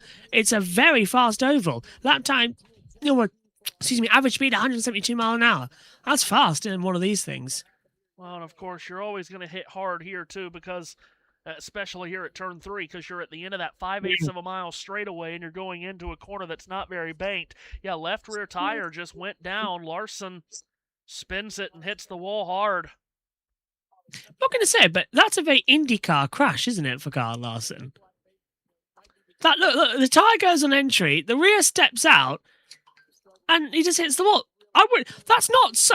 You know what I mean? When you see NASCAR crashes here, they look like NASCAR crashes. That's the first NASCAR crash I can ever remember where that looks like an Indy crash. The rear lets go and it loops round on you, and there's nothing he can do to save it. Can I be that guy? Yeah, go on. It's a fine, Kyle Larson. Because it's not like anyone saw it or anything, because you crashed in front of a grandstand which wasn't being used today, so it's okay. No one saw it. Also, just got an update on the 34 car. It came in for a pit stop a little bit earlier on, and they're just an insight. They're not using the normal fuel this weekend. They are using the highest quality Grillo pickle juice, which is extracted straight from the highest quality Grillo pickles to fuel that Grillo pickle car this weekend. Hang on. Thank you. Yeah, if I'm wrong, that's the third time that Kyle Larson has crashed in as many weeks. He's having no look, is he? Where's that done to him? He's still in the playoffs. He's still in the chase at the moment. Yeah, but it has been a rough stretch of races. He had that spin all on his own at Chicago, where he lost multiple laps. Had the spin at Atlanta the following week on his own. Then, of course, collided into Connor Zilisch on pit road last week. Last 3 races for Larson. He does not have a top 10 finish. Finishes of 34th, 34th, and 15th over his last 3 races. That was after a 4-race stretch where he was in the top 5 in all 4 races. So it's just been up and down stretch here for Larson. Cliff Daniels, however, his crew chief, gets an early bath. What is going on? Honestly. And again, so, he's sixth in the championship standings, and he was heading towards the stage win. He was going to have really an uncontested run to the green and white checkered flag, the way that all of the green flag pit stops had worked out. So that's 10 points right there that he just threw away, and now he's not going to get hardly any point. He's going to get probably 1 championship point because he's more than likely going to finish last. He's saying it's BTW on the walls. He's not officially out yet. He's Ty Dillon in there. So who got the... Ty Dillon got the free pass because he was 2 laps down. So, it looks like... Well, we might get going with 1 to go here for the stage. Pit window is open. So this is a perfect time if you want to flip it. Who's going to come in? Anybody? This is what I don't like, by the way, about stages. We're going to have, 2 laps of racing... Maybe even just 1, and then another caution's going to come out. Yeah, I hate it. I absolutely hate it. It's killing. It's absolutely killing the sport. Chase Elliott is coming in again. Oh, right. Allmendinger, Elliott, Stenhouse, Chastain, Van Gisbergen, Gilliland, Gregson, Hill, and TNT go to a break instead of using their pit reporters. Yeah, anyone that thinks that they could get a good haul of stage points decided not to pit here, but the guys that do pit here, like Allmendinger and Elliott and Stenhouse, Van Gisbergen, Chastain, they're going to be able to fill up on fuel here. They will not have to pit under the stage caution. To your point, JB, if you've been on social media, if you've been on NASCAR Twitter this week, then you know that there has been all of this conversation about the talk about how long these NASCAR races last. And for heaven's sakes, now I'm a person that doesn't have a problem with stages. Like if you want to run the 3 stages, go on. And I'm realistic about it. The stages aren't going anywhere because TV doesn't want it going anywhere. TV wants the built-in commercial breaks for stages. I get it. But at the same time, don't then have a conversation about these races are too long while you're having 15-minute cautions built in twice a race. You can't have it both ways. If they were to cut some of these races down to 300 miles because the races are quote-unquote taking too long, but you keep the stage cautions, what are we doing?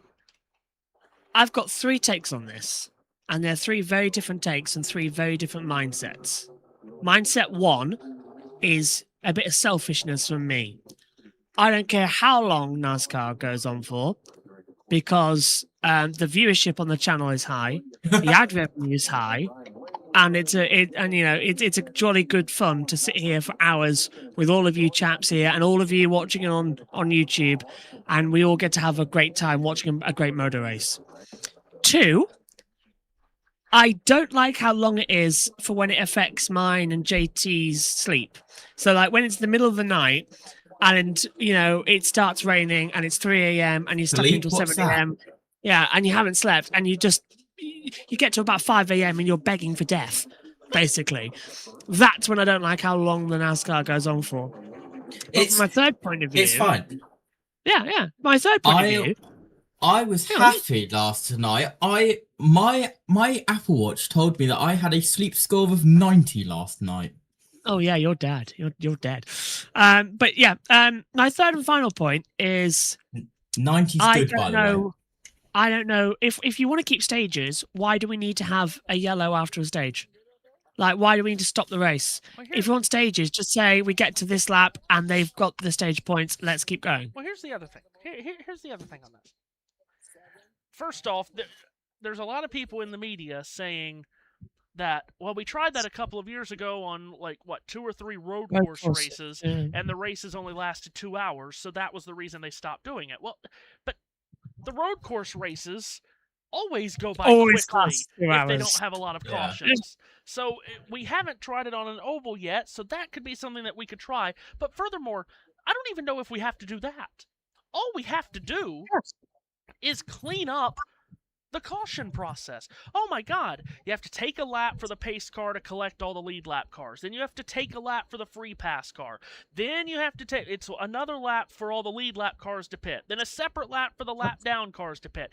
Then a lap to do the choose. Like at Indianapolis today, what is that already? We're up to 4 laps, plus any cleanup, 4 caution laps here at Indianapolis. It's almost 10 minutes. Yeah, and just add to that, it's always either 9 process. or 10 laps into a stage at the shorter tracks. Yeah, just clean up the caution process. You don't have to take all this time for a caution. That's all we have to do. We could keep the stages and we can keep the cautions if we just sped up the cautions, especially when the stage yellow happens without a crash. If there isn't a crash, there's no cleanup to do. Bring the cars down pit road. Don't make it lead lap cars on one lap and lap down cars on another lap. We can pit them all together. And just a stage caution could be 2 laps if we wanted it to be. Oh yeah, that's what I was just thinking. And also, their moronic brains up at race control. And now look at the clock. It's 47 and 50. We're now 48. So we're gonna have 1 lap, 1 singular lap. But the problem is, NASCAR might want the stages to only last, the stage yellows to last 2 or 3 laps. TV doesn't. TV wants to get all their commercials in. I like the picture-in-picture. That I'm going to hate people in my thing, but Fox's picture-in-picture, I think, is the future. For if you're on terrestrial broadcaster, that should be the way forward. Prime, go all green, all that lot. But why do Prime need ad breaks? Why? Amazon Prime is one of the biggest businesses in the world. I think they can go a little bit without showing, a motor race without some adverts. Or if you have to do it side by side. Or here's the thing, why don't we start, why do these cars have liveries, Matthew? For sponsors! Do you know what I mean? And it's like, we don't even do what Formula 1 do and put advertising around the circuit. Like, we've got all these safer barriers that are just pure white. We could Larson's out of the care center, by the way. We could put some, sticky tape advertising on the banners and show that around the circuit. But then, there's so much more that could be done. When a car hits it, it'll rip the tape up and that'll get blown around by the wind and they'll have to run around collecting it all. Yeah, but the same could happen with anything on this circuit. But look, there's absolutely nothing. There's loads of space there that could be used up for advertising. I just like what they've done there here to the yes. Brickyard. Some of the advertisement banners in the corners now, some of the catchments have been painted black. Go on. I'm just sick of this conversation already about all week long about the shortening of races. Like Denny Hamlin getting on the radio last week talking about that North Wilkesboro race was too long. It lasted 2 hours and 50 minutes. What do you mean it's too long? Look, we've been doing know what's going to happen, right? What? They're going to shorten a race, and then that race will have so many cautions and red flags that ends up being longer than the original race length. It's like IndyCar, you can't win. Either that, or they're going to shorten a race and it's going to be an hour and 20 minutes, and everybody's going to be whining, why did I spend tickets, or why did I spend money to buy tickets to this race? It only lasted an hour and 25 minutes. Look, this is what I compare it as. This everyone I wouldn't say that pushing had anything to do with it. I was only going 3/10 quicker than I had been saving fuel. So just a little bit of bad luck, I guess. Just proud of the team, though. I mean, we qualified 10th and did what we had to do to gain the track position to get into the lead, and executed that all really well. So still obviously a lot of the race left, but I felt like we were positioning ourselves within the race and within the strategy to set ourselves up well to go after a win. So bummer, but we have a restart. Get back after it now. Go on, Matthew. We're going green. They're waiting to throw it. They're doing pretty nicely down to the restart zone. Are we green? We're green with 1 lap to go of racing in stage 1. Matthew. 1 lap, 2.5 mile sprint to win the stage with Ty Gibbs, the control car inside of row 1. Pole sitter Carson Hocevar to his outside. They peel away into turn 1, and Gibbs is clear to the lead. Corey Heim will try to follow him through to second. He does. Hocevar trying to find room down at the bottom, but he can't do it. Michael McDowell squeezes to his inside. Gibbs takes the lead out of 2. Heim is behind him second. They're side by side at third between McDowell and Hocevar, the teammates. William Byron gets brought into this battle. They're 2 and 3 wide further back as everyone jockeys for position to try to get as many stage points as they can. But up front, it's Ty Gibbs. His red and white, number 54, rounds the 4th and final corner, and he will come to the main straightaway with the green and white checkered flag waving. Ty Gibbs scores his 5th stage win of the season, winning stage 1 of the Brickyard 400. Very good from Ty Gibbs. Got control of the pace car, and he leads over Corey Heim. Oh, guess what, everybody? Yellow's out. Yay. What was that about? Well done, though, Ty Gibbs. That was very much needed. And he is just starting to impress this year, isn't he? Are we thinking that this is a Ty Gibbs masterclass, maybe, from 2026? Could he be in the win? Well, Toyotas have been so good this year. He's been very consistent. I'm telling you, he's going to be a threat to win this championship. He's going to have a chance to win this title when we get to the chase. JB. Yes. NASCAR Chasm has spoken. IMS during 2024 Indy 5. What the hell is happening on my screen? Anyway, there's a golf. It's giant golf. Are we watching? Is it giant golf or is it regular golf? Baby golf. Baby golf, even worse. IMS during 2024 Indy 500. Not bad, Kyle Larson. IMS during 2024 Brickyard 400. We love you, Kyle Larson. IMS during 2025 Indy 500. Welcome to hell, Kyle Larson. IMS during 2025 Brickyard 400. So close, Kyle Larson. IMS during 2026 Brickyard 400. Back in hell, Kyle Larson. Yeah, kind of makes sense, doesn't it? He's got a love-hate relationship with this place. I forgot that the previous yellow wasn't actually the stage. That's how long we were under it. We were under it for 10 minutes, guys. See, now look what we've done. We've had to spend a whole lap just getting everyone back in line to get timing and scoring right, to get everyone in the right position. Now we're going to spend a lap making sure the track is in good condition, even though we only ran 1 green flag lap, but we're going to send out safety trucks to make sure there's no debris. Then we're going to open up pit road for the lead lap cars on the 3rd lap. But then on the 4th lap, we're going to open up pit road for the lap down cars. Then we've got to do the choose, and this is going to be a 4 or 5 lap caution that takes 15 minutes. when this could just be a quickie yellow, bring everyone down pit road on the same lap and get doubled up and ready to go. I don't mean to alienate our viewers here in America, or yourself, Matthew, but us Brits don't half do this quicker. Honestly, as you know, Nino... Objection. Oh my God, objection. Brisker Formula 2 stock cars today at Speed Park Stadium. My God, can you just restart without having to have 3 aborted starts? Thank you. That's just the drivers being. But here's another thing too about this. Like here's another thing that doesn't get talked about enough, because there are some people that just want to blame NASCAR, blame the sanctioning body for everything. Which okay, fine. If you want to blame NASCAR for everything, be my guest. But this process could be cleaned up. As I said, it could be quickened. Oh, but TV wants to get all their commercials in, so they don't want it to be quicker, and we know how much TV really does control things. Yeah, I mean, how else will we know what the best brand of hair dye is? Or, you know, if teen pregnancy is on the rise, or what box of condoms to buy, or something or other, or, you know, all the medical jargon, you know, that you've got to read out at the end of your pamphlets in America. It takes about 20 minutes anyway, and the guy speaks a million miles an hour sounding like this as well. He goes through it, everything as well. We always see what's going to happen next. So it just takes ages, you know, to get all that filled in. There's a lot of continuity to get in. Why are your adverts like 3 million? We get 30-second adverts in the UK. I've watched American television. You have ads every 5 minutes, but you have long ads. How do you... Can I ask a serious question? This is actually a poll for our American viewers who are tuning in tonight. Have you given up on terrestrial television? And do you watch streaming more? And is that because of the adverts? I'd love to know what the experience is for an American viewer. Matthew, what's yours?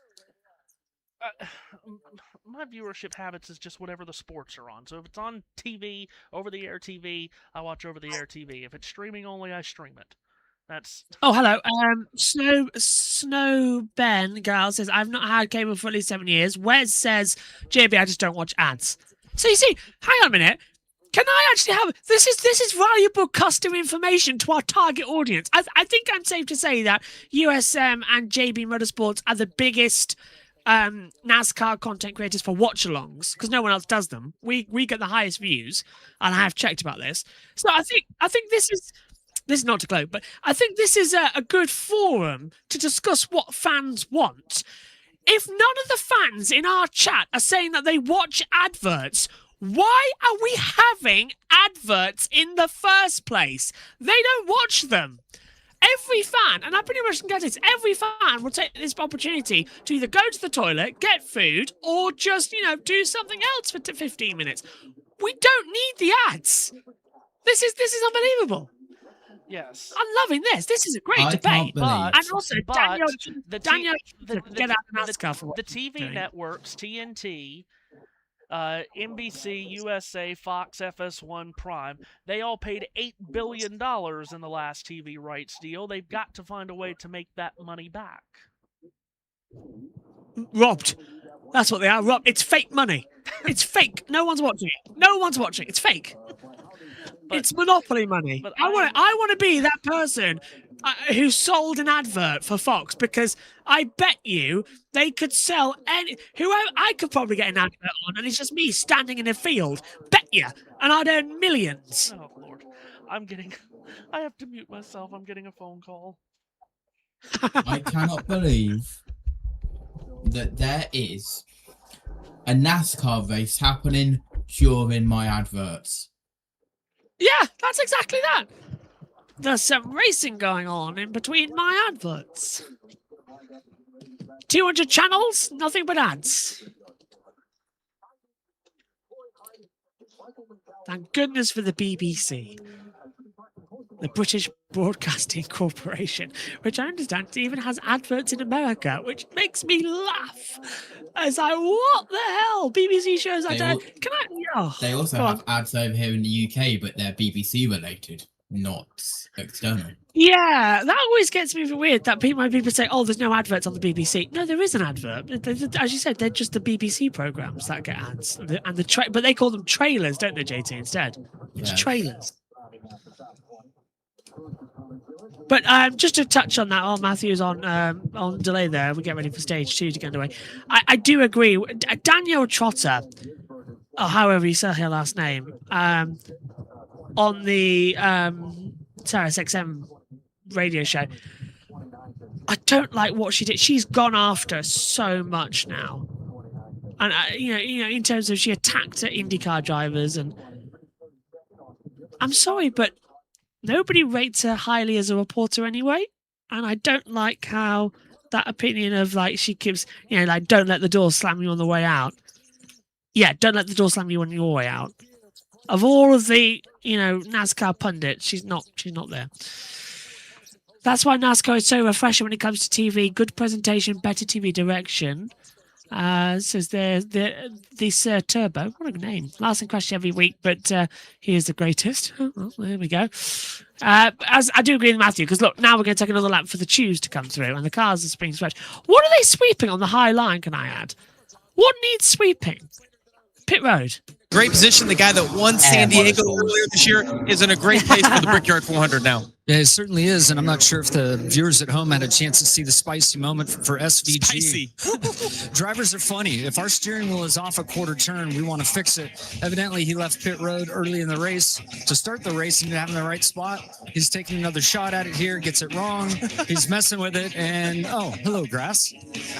That can't be comfortable. Got it all situated now. It was well planned. It was on the apron as he was trying to get up to speed, but I'm sure his heart rate went up a little bit. I remember many moons ago, Dale Jr., when you had to race the car using the steering column because your steering wheel popped off. Yeah, that's right. That's why when I shake somebody's hand, I say, put her in the vice.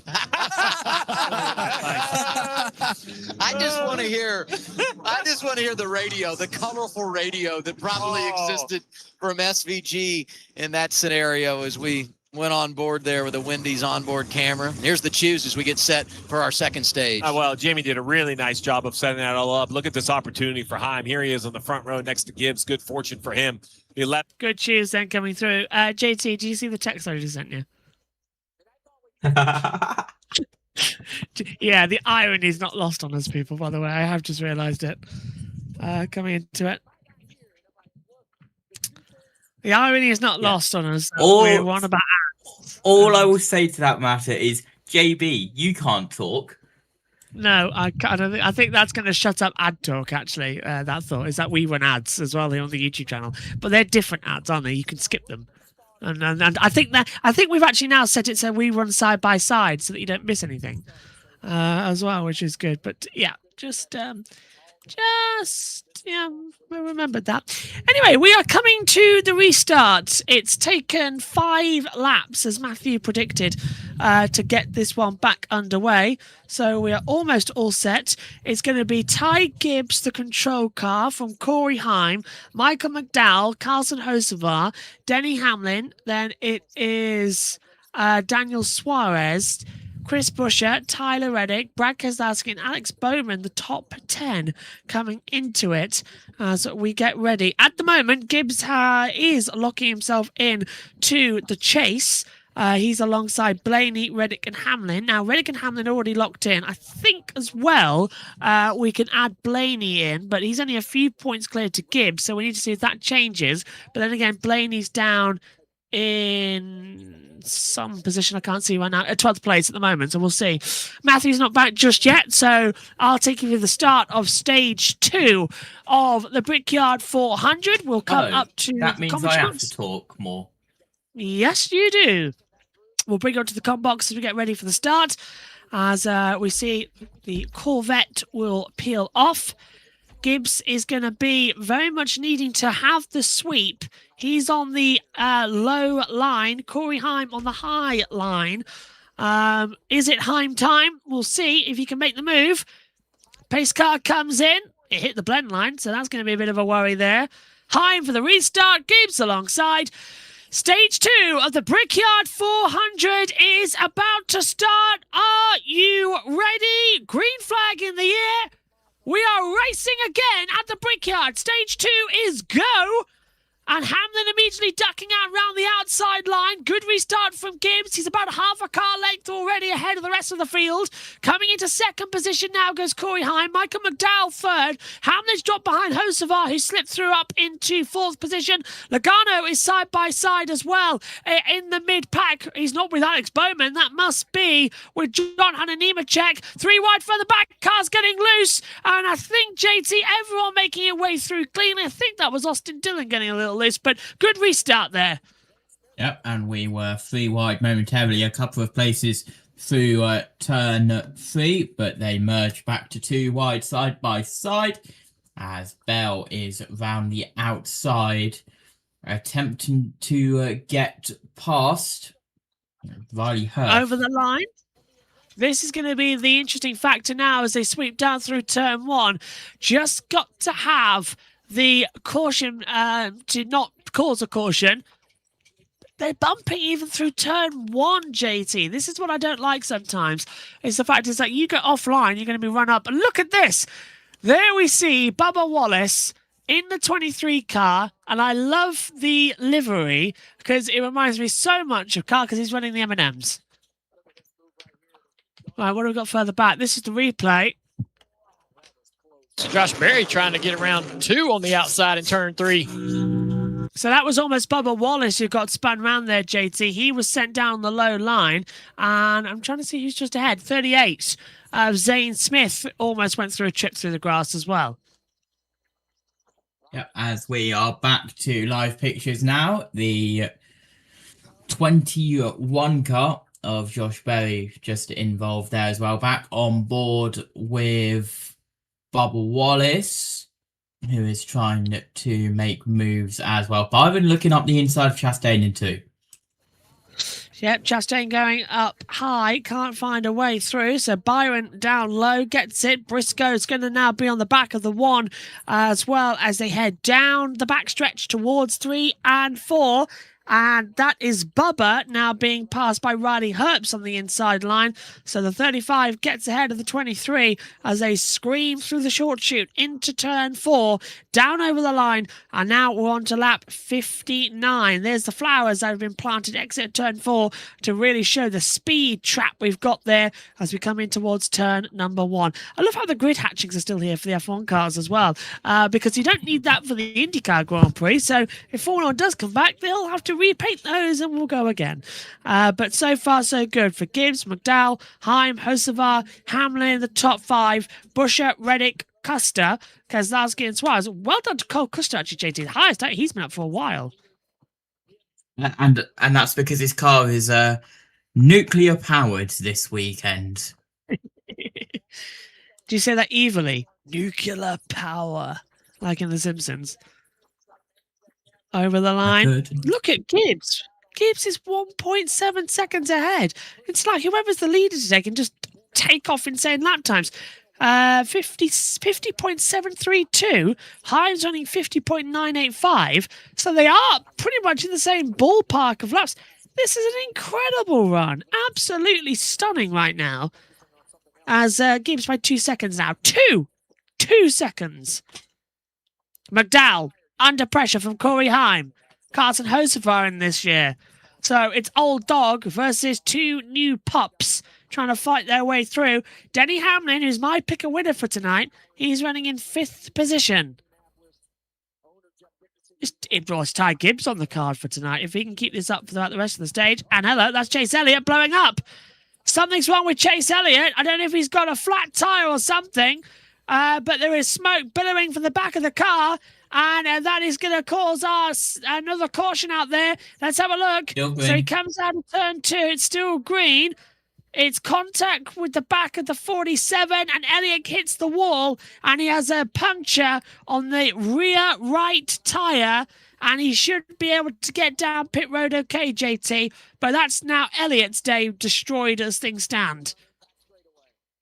Yeah, that is... not ideal, and he might need to go to Napa Auto Parts and get some new parts for that car. Well, they've been having an interesting day, Napa, with victory. Yeah, that was not the best, but we'll take it. It's okay. Pit road. Wise coming into this race in 5th and 6th. It's going to allow the cars that are behind them, Hocevar, Busher, the 19 of Briscoe, the 20 of Christopher Bell, all those guys are climbing into this battle to get into the top 6, top 5 in the points. 9 is in. Yeah. Chase Elliott hit the wall, Adam. That's forced a tire to go down. He said, guys, it's filled. Alan said, bring it in. They're going to change a toe link. You see him diagnosing over there, looking in the wheel well in the right front. Surprised Danielle is, allowed in the NASCAR paddock after what she said this weekend, especially Indianapolis. To be honest with you, Jen, I'm very surprised that Danielle's allowed to Indianapolis, the home of IndyCar, after what she's caused this week. If I was Indianapolis Motor Speedway, I would have allowed her in. It's like inviting in the murderer into your house. It's a bit on the nose. But still, Gibbs by 2.4 seconds now to Michael McDowell. And there we see Ty Gibbs leading by a country mile, JT. Yes, Elliott is changing a toe link as well, and as expected, Kyle Larson is done for the day. Here's something interesting that I've just seen that could happen. Someone has pointed out. If Lewis Hamilton takes pole in Malaysia this year, he will break the record for most poles at the Sepang circuit and break the record for most poles at the Bahrain Grand Prix at the same time. I've never wanted him to do it more. Oh, no, we've lost audio. He will probably take the pole and then get a penalty. Anyway, moving on. International audio's gone down. I don't know if you've got it, JT, as well, but we'll hopefully have it back. Matthew Owens is back with us, though, now on lap 14 of 50. And Gibbs leading by 2.6 seconds, Matthew. So, I think it's about time we call him maybe a challenger for the title, as we mentioned earlier on. He's looking good.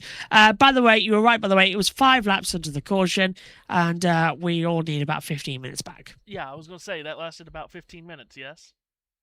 So, yes, around about that. So, at track. So normally the stage lengths, no matter the racetrack, probably going to take at least 10 minutes. But on a bigger racetrack like this, closer to 15. Ooh, Chase Elliott! Wow, Chase Elliott has had a right rear tire go down, and he's hit the wall. Again, so that he's hit it before, Matthew, and he's hit it again. So that's the second Hendrick car to have a rear tire go down. Larson's was the left rear, Elliott with the right rear. Yeah, so what you missed while you were away, Matthew, was that Elliott did hit the wall again. He hit the barrier, and now he's going behind the wall. Is it the same puncture, or is it a new puncture? Yes, they probably haven't replaced the tyre since they had to change the toe link, and now they're probably taking it behind the wall to change the toe link so they can have more people on it. That's probably what's happening. Wow. So it's not a second puncture, it's the same puncture. Okay. Probably, yes. So Chase behind the wall. That's now 2 of the 4 cars from the Hendrick fleet that's gone behind the wall. And, well, incredible. Day goes from bad to worse, doesn't it? Yeah, I think absolutely right. As at the front, Ty Gibbs by nearly 3 seconds leads Michael McDowell. And then it's a whole line of cars behind McDowell. Heim, Hocevar, Hamlin, Priest, Reddick, Custer. Was it me? Hang on. I don't know if it's me, but I think my skybox is gone. Yeah, hang on. What's happened? Okay. I also don't have audio from it. Okay, so we do have an audio issue as things currently stand. That's always the way. That or one of my cables has come out. No, I've got audio on the other channel. So it's the international feed again that's gone down. Is this battery loose or something or other? Not a great weekend for the international feed, apparently. No, you didn't go down in the track The place. international feed this week has been shocking. Yeah. I thought you were going to say something else. My remote's not working. I don't know what's going on. You let go of the voice button too quickly, JP. It wasn't that. It's like the back button doesn't want to work sometimes. It's really getting on my nerves. Oh, hang on. Out front and in the wind because they have told him do not worry about fuel at all. Build as big of a gap as you can for Ty Gibbs. Tyler Allen telling him that. So, Steve, we kind of have an A strategy and a B strategy. Ty Gibbs pitted at lap 30 for the only stop of the day so far, so that would bring them to pit road soon if they wanted to make it a 4-stop race. Meanwhile, Carson Hocevar pitted at lap 32 in stage 1. Current thought for Luke Lambert is that he would like to jump to the strategy that Corey Heim, Denny Hamlin, and Tyler Reddick are playing and try and go as far as he can on this run to get to lap 80-ish. Luke Lambert told me we can't go that far, but we can come close. So is that just part of the chess match here, Steve, trying to decide which strategy do I want my driver on? I think it definitely is about a different strategy, don't you, Matthew? Because you've got to get it ASAP correct, otherwise you're going to end up in the wall. This is a difficult time of the race to know how far you want to push it and how much you want to be on the verge of just being either okay or not, because 3-stopper or 4-stopper. Again, you have to play this race so differently than most races that we have through the season. Because it's such a long lap, as I mentioned earlier, you can make a green flag pit stop without losing a lap if you're running close enough to the front. So this race in Pocono are two of the most strategic oval races that we have every year. So we'll see how the crew chiefs play it. It really is an exciting race if you do enjoy the strategy and positioning kind of chess game that we get here. And you've just lost half our audience by mentioning chess. Well, indeed. Okay, right, here's an interesting game for you. There have been 3 other Grand Prix in Formula One that have not raced in the country where their name is. I know. Can you name those? Yes. This will be the 4th, and Byron. JT, if you know it, have you looked at them on Twitter, and are you allowed to take part? Or do you just know it? I know it. So go on we then. Had what races? We had the Swiss Grand Prix in France. Yep, at Dijon. Yep. We had the San Marino Grand Prix in Imola. Correct. And the other one escapes me.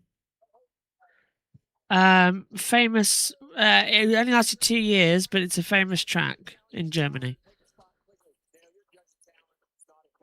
The Luxembourg Grand Prix at the Nürburgring.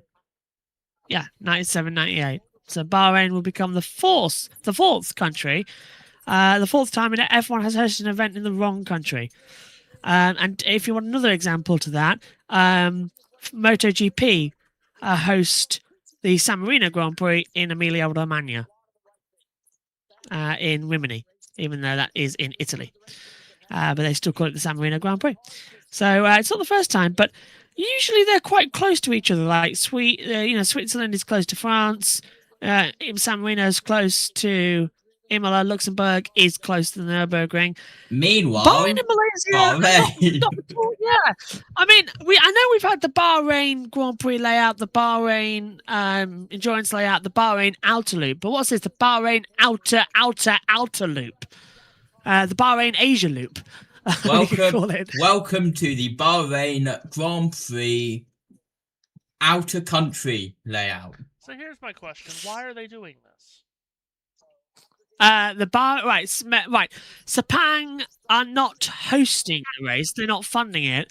Bahrain have got a contract to host a Grand Prix, so the Bahraini government are funding the race. They're putting it on. It's not costing the Malaysians a dime. In fact, the Malaysians are getting money to have their track used. So for Malaysia, it's a win-win.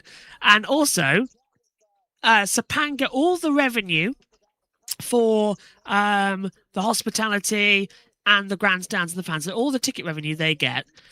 Bahrain fund them to get the set. Basically, this is just brilliant. If I was Sepang's track manager in the Malaysian government, of course I've said yes to this, because they're gifting you millions and millions and millions of pounds to host an F1 race for another country. And then hopefully we get get Malaysia on as a sold. Yeah, That's so right. to be fair, it's worked perfectly as the race still quieting down as Ty Gibbs is 3.2 seconds ahead of everybody else. But it's actually gone into just a procession at the moment because no one wants to overtake and destroy their tyres. We're in a fuel save at the moment to see if we can get close to the end of stage 2 in order then to flip the stage for the start of stage 4, which is 60 laps long. So we'll keep an eye on it. But yeah, so in my opinion, it's a win-win for Malaysia. It's the Bahrain Grand Prix presented by Malaysia. It's great. It's a chance for them to show off again. So I'm all for it. And plus, I knew there was a reason I didn't get rid of my F1 2017 game. I was just thinking the other day if it came back, I know where it is. So in the next 2 weeks, I'm doing a lap attack. I just find that very strange. But that's just me. That's like calling this race the Illinois 400. Math. But Matthew, this is where I say, and people have made this comparison before, how many different countries has the Tour de France started in or had stages in? Yeah. That's a fair.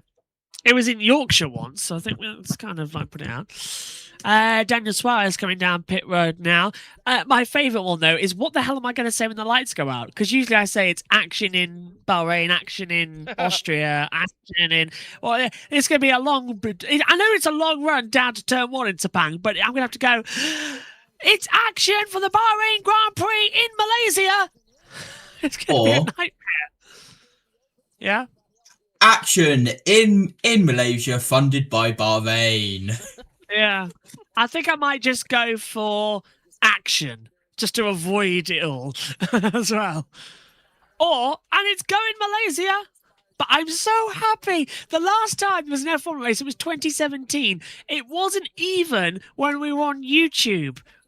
And I'm so happy. Pit lane with the 71. A little bit longer for Michael McDowell, who is running second. Great run for him today. He was fighting loose overall earlier in the race, and that car is fast. The only thing is, I'm going to have to go to Malaysia twice now this year because MotoGP have been going there every year since F1 left still anyway. So my Malaysia trip now goes twice in a month to Malaysia. Cool, that's Ty Gibbs coming in, Matthew. Ty Gibbs coming in at the halfway stage of stage 2, and he's voluntarily giving up a 3-second lead. Now that might give him a bit of track position, but this is again playing chess and hoping that you can stay in, Matt. Yeah, and this is different to how most of the Toyotas played Stage 1, but remember, this is how the 54 team played Stage 1. They pitted about the halfway point of Stage 1. That got them the stage victory. They're doing it here. Leader on pit road. The race, but he didn't want to make a big adjustment to it. 4 tires here. They're going to wait on fuel as well. 25 to go here in stage 2. Talk about... Yeah, this is going to get... Oh, look at how much fuel they're putting on for Gibbs. They're literally pushing off massively right now. By the way, at what point do we also mention that there is a 26 cars in Formula 3 under investigation right now?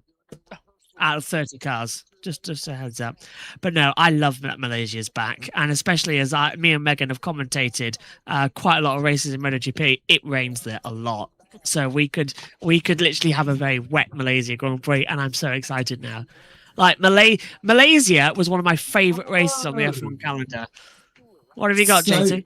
That makes sense. The reason that Bahrain have chosen Sepang is because they want to use up all of their rain they've had in their reserves from all of the dry Grand Prix that they've had. You say that, but we did actually have a wet Bahrain Grand Prix once. When they turned the track sprinklers on. No, it rained in testing one year. Very heavily it rained in testing. And 2004, we did have rain, and then it turned into a sandstorm. So it was very, very dusty. I that was day. -4. Yes. I'm old. I remember it, you see. Us old men remember that race. First ever race in the Middle East. I'll tell you what, though. Matthew, how do you feel he's using the word us? Oh. Look, all I'm going to say is, why not investigate the whole F3 field? Well, yeah. All I'm going to say is, I know I didn't do geography. I was never any good at it, but I don't think Malaysia is in the Middle East. Hey, I just realised, great for. Hey, hang on a minute. This is brilliant for Mercedes-Benz. They get the Petronas Towers, or the Petronas Towers, however you want to pronounce it. Right, 29 to 30, Matthew, and nothing is happening. It's Heim time at the moment. Well, a lot of pit stops going on as the crew chiefs just try to position themselves for the end of this stage and then the start of the final stage. Again, that final stage, 60 laps, 1 pit stop necessary, and it's all about getting the track position for that final stage. So Corey Heim in front, Carson Hocevar is second. There are 2 lapped cars between the 67 and 77. Then you've got Hamlin, Buescher, and Reddick. And we'll see how these guys play the last 20 laps of this stage and when they come to pit road. So out of interest, with it being 60 laps, does that mean it's only 55 laps? So we actually get some racing that, because this, that's stage 1, we had 40, I'm trying to look at 46 laps of green. This stage, we've lost another 5. So how many laps into caution have we had at the moment? We usually get told this. Austin Dillon, language. He is not happy. Jesus. Swearing. Who has the fastest lap? Carson Hocevar in green, second place. On lap 2, 49.855. At the moment, everyone's running in the 51, so we're trying to fuel save as much as we can here at the moment. Coming into it. I'm enjoying. Look, they're all spread out. Not a lot of lap traffic though. I just realised I'm going to have to dig out my 2017 race notes. Matthew? Yes? Why haven't we not faced off on NASCAR 25 yet? I don't even know how to do that. You know the reason Is it on offer in the PlayStation Store yet? You know the reason I have that game is just to record the laps to put them on this stream. That's exactly the same reason as to why I have the F1 game, just to do the lap attacks. No, that's it. By the way, we had a comment earlier from our guy Redbox. Says JB and JT might know a little more about this, being that they're English, but coming up in about 20 minutes, I plan to watch Luke Littler play in the final round of the World Match Play Darts. Yes. How old is he, JT? Was it 18 years old? And he looks like he's got a mortgage with 3 kids. Isn't he 19 now? Oh, is he 19 now? Either way, it looks like he's got a mortgage and 3 kids. Stand up. If you love NASCAR, stand up. My TV's like pitting this time for Hocevar. How do I know? Because you can listen to his scanner audio live on the NASCAR JBM members behind the scenes stream. Look at that plug, incredible plug. And Hocevar will now, just like that, go down pit road and will try and avoid a plastic bag drifting through the wind, not wanting to get it stuck in his radiator.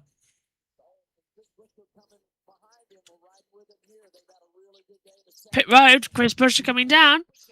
Shannon.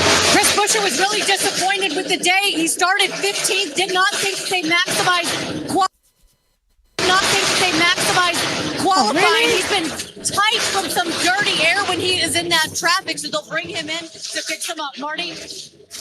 Kudos to Carson Hocevar to be able to keep pace in the 77. Also stretched the fuel to kind of jump to this other strategy. He said, I really like my balance, especially in 1 and 2. He's going to look to Jarius Moorhead, the tire carrier, who is going to point Carson out of the stall when they are ready fuel-wise. There you see Jarius from the car, and he's waiting on that point, there's the point, there's the signal, got the fuel they needed, heads back out on the racetrack. The young driver, the 77, doing an A-plus job. The first. I love this comment here by Grand Prix Diary, just to go back to the okay, I need to lose TV pictures with 17 to go because my skybox is absolutely dreadful at the moment.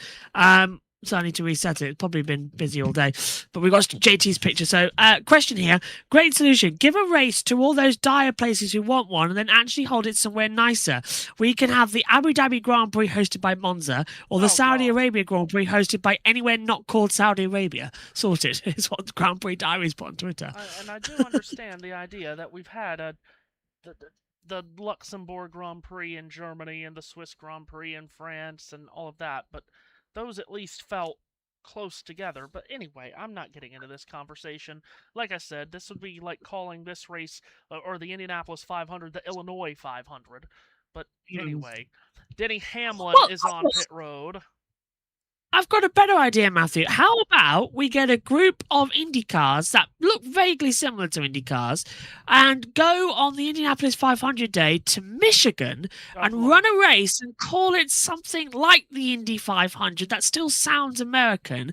Maybe, I don't know, maybe US 500, that might make sense. And then we'll try a 3-wide start and give it the full beans. And, maybe that could be something to work out in the future. What do you think? I think I'm good.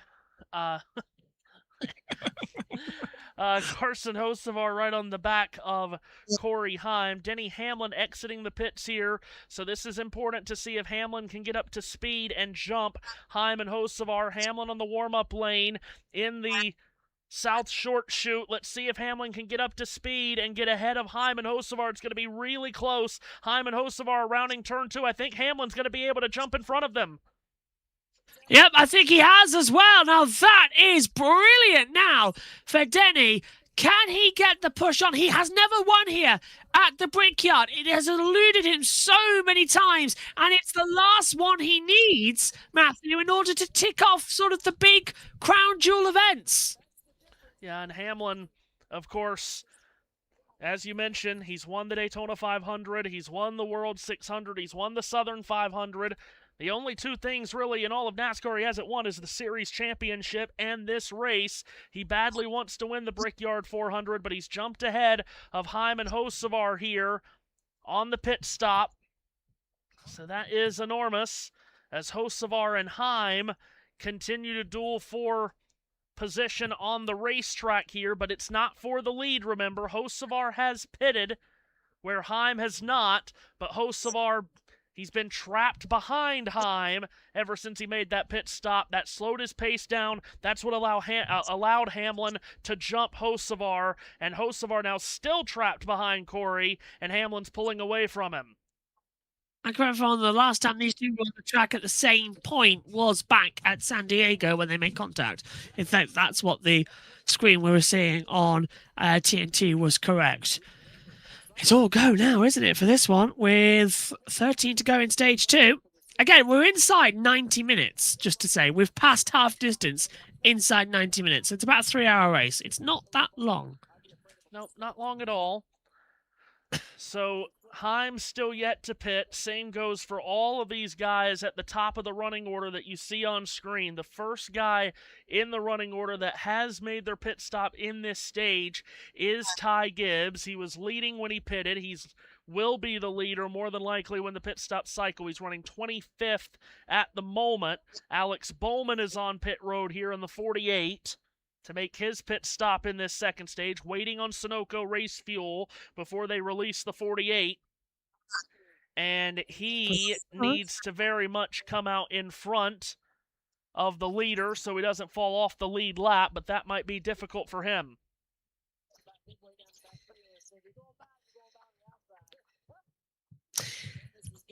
Congratulations to my friend. He's just had a baby. Not Amy, Victoria. So I've just got that notification come through. Little baby girl. Well, very good. They've chosen a very Victoria and Ian, and they've chosen a very Winifred. Okay. Very old-fashioned. Well, they're old-fashioned people. What a lovely little baby. So Heim and Reddick then 1-2 on the board. It's all go now, isn't it? And Heim just trying to stretch out as much as he can here before he makes his pit stop. They'll have to pit that car probably within the next 5 laps or so before the stage ends and see where they rejoin on the racetrack. course, stage points really don't, well, the stage points mean nothing to the 67 team. They're not in it for the championship, but they would still like to be as far up the running order after the pit stop as possible to position themselves for the final stage. Again, this is all a positioning game through the first 2 stages or so. Here's Tyler Reddick. He was running second. He brings that purple Xfinity number 45 to the attention of his pit crew. Like I never raced here before, but he told Billy Scott a half lap into the qualifying lap, I can already tell way better. What a move by that 2311 crew. The behind the jack move for him. Said 1 and 3 look good, 2 and 4 need a little bit of help. They're going to wait on fuel, but he said overall balance was closer to neutral for that run with Tyler Reddick. Reddick was not a bad pit stop there, to be fair.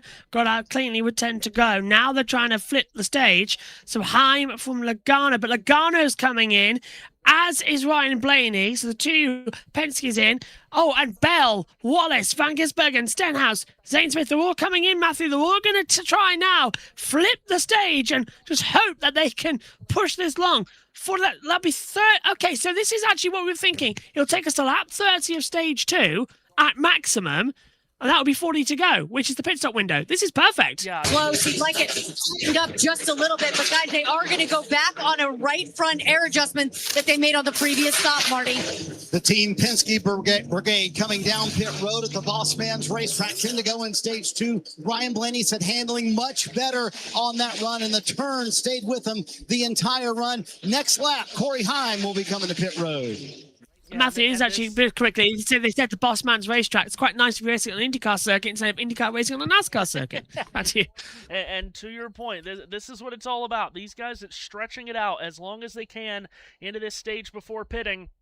They want to just make one more stop in this race. It's going to be tight, but that's what they're trying to do.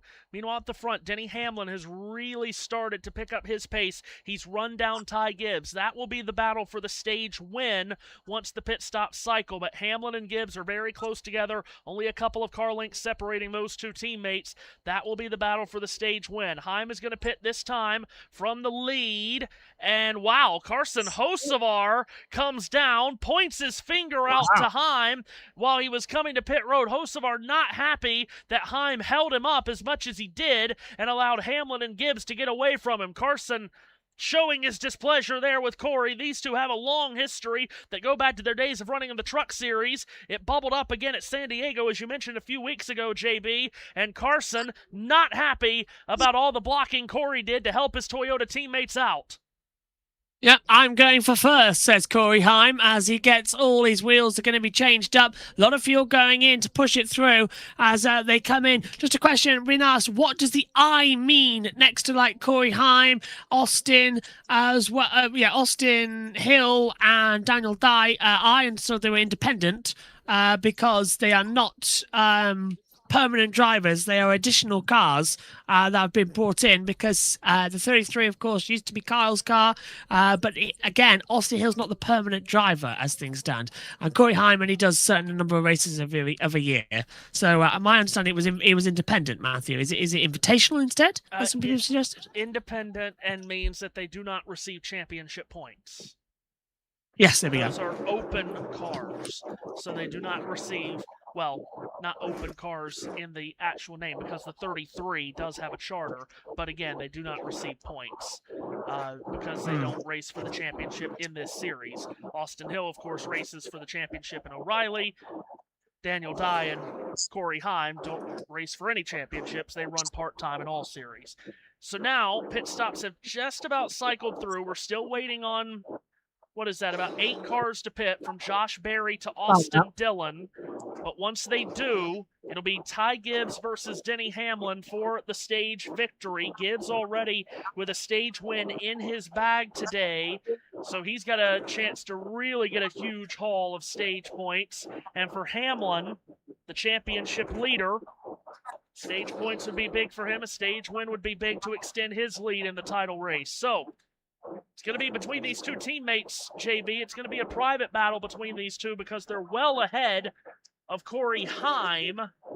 How far ahead of Heim are they? About 3 seconds. So this is going to be the stage win battle, the 54 versus the 11. And this is a critical stage to try and win because it sets you up so perfectly for the 60 lap of stage 3.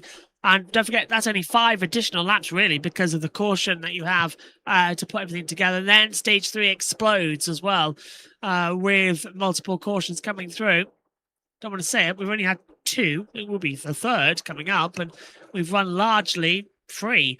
But yeah, I'm surprised about Corey Heim losing his temper like that. Usually he's, especially when he's in a Cup Series, a bit well reserved. But in others, he's been feisty and fiery. And now comes Chase Briscoe. So he's second place. He was behind Ryan Preece, who's our race leader. Austin Dillon is coming in as well in the 3 car. So I'm keeping my eye on Gibbs, who pitted ages ago. He now will move up into 4th place. So Preece, Chastain, Gilliland going to try and play out the order here. They're batting out of order.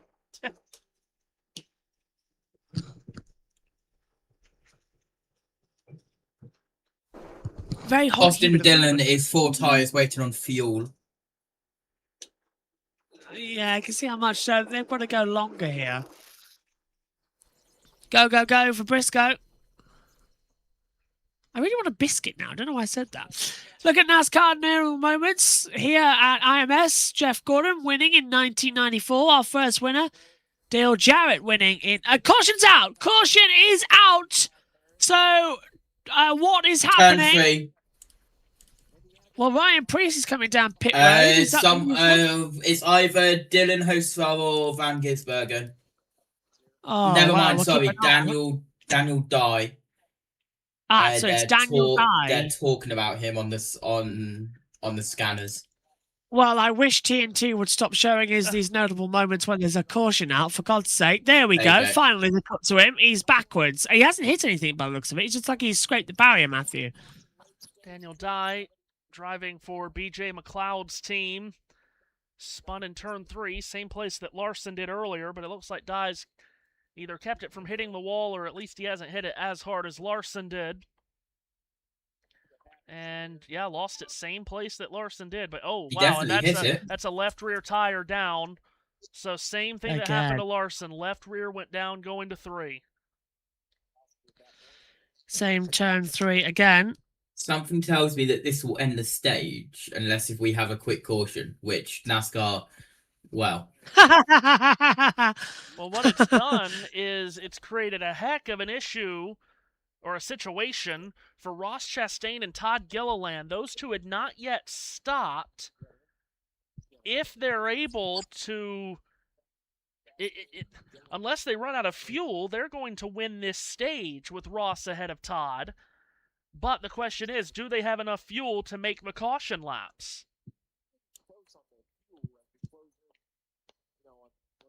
I don't think they do. I'm just working it out on my iPad now. They've lost several laps. Yeah, they're not going to have enough. Oh, and Chastain, the leader. Ross is passing the pace car. For Wow, that's an interesting way to go about things. So, no, Gragson's the free pass. Why did he pit the pace car? Bit daft. So that's a caution that comes out at a very interesting time. Daniel Dye in his 3rd career Cup Series start. Made starts earlier this year at Talladega and Pocono for the Live Fast Motorsports team owned by BJ McLeod. I find it ironic, by the way, that Live Fast Die is so young on there. But you know my thoughts, Matthew. You were on the show with me on Grid Tonight when we did Daniel Dye and his controversy at the start of the year. He cost himself a seat in the Ram truck, in the trucks with everything, and I just. Well, we all knew when that happened. They were going to slap him on the wrist, and as always happens for Daniel, Daddy was going to get him out of trouble and buy him another ride somewhere. And in the bloody Cup Series as well, which is really a middle finger, isn't it? Really. Yeah, pretty disappointed. And again, you never know what goes on. BJ McLeod's team is certainly an underfunded team that doesn't get a lot of sponsorship help, but disappointed that BJ Everything- has allowed this guy to drive his cars, honestly. Especially, calling if you don't know what happened, if you've forgotten it or weren't around when it happened. After the St. Petersburg truck race, Daniel Dye went on a streaming platform opening up some sort of gaming cards, and he was talking about how he met David Malukas, who drives, of course, the number 12 Penske in the IndyCar series. And David Malukas didn't know who Daniel Dye was. And to be fair, who would? David Malukas, up-and-coming IndyCar star. Daniel Dye, a mediocre driver in a truck series, in a car out that was just returning to the field. So who would know Daniel Dye? And Daniel Dye, on his stream, did a very patriotic insults and gay-style feminine voice, which is a stereotypical... I don't know what the right word would be for there. A very stereotypical, rude, offensive voice of what a gay man would sound like. Now, David Malukas, no matter his sexual orientation, no one cares. He's a great racing driver and he's a great bloke. So, it just rubbed everybody the wrong way in terms of how Daniel Dye was, treating him and just doing everything. And, NASCAR rightly suspended him. He lost his truck ride. But then, as you said, Matthew, Daddy got involved and all of a sudden, bang, he's in a cup race, 2 weeks later? And it just really annoyed me. So, personally, I'm glad about that. And what also really annoyed me is that Daniel Dye had, for a long time on the sponsorship, the suicide prevention of it in America. And he was mocking David Malukas when so many people around the world have committed suicide because they were persecuted for who they liked, what they looked like, who they were, how they acted. And it was just so annoying. And he's learned nothing. Absolutely nothing. Well, Daniel has done many stupid things in his life, and he hasn't learned from any of them because he's always had family members to get him out of trouble. That's just how Daniel lives life. Have they sent Mamba Smith into the middle of the golf course? They've had Mamba at the golf course all race long. I mean, that's fine to do a feature about that, but he's still on the golf course. So is he a reporter of the race? Or, what are we doing? Well, right now, I'm worried about a racial stereotype that they've sent the only black member of the team into the middle of what looked like a forest wasteland area to do reporting. That's a bit of a racial undertone I don't like from TNT there. They've put him in a swamp. What are they doing? Is that the raceway, the horse raceway in the centre there? That is, I've never seen that before. That's the dirt track that they run the BC 39 on. Oh. I was like, I've never seen that before from the air. We don't see that much. Stage is going to end behind the caution, yeah. So it will be Ross Chastain victorious. Yeah, is Mamba Smith actually a reporter this race? It's like do you remember when they got sick of Paul Tracy, so they put him in turn 2? Rumour is he's still there today. Going on about how he won a couple of races. How he won the 2002 race, I'm sure. Yeah.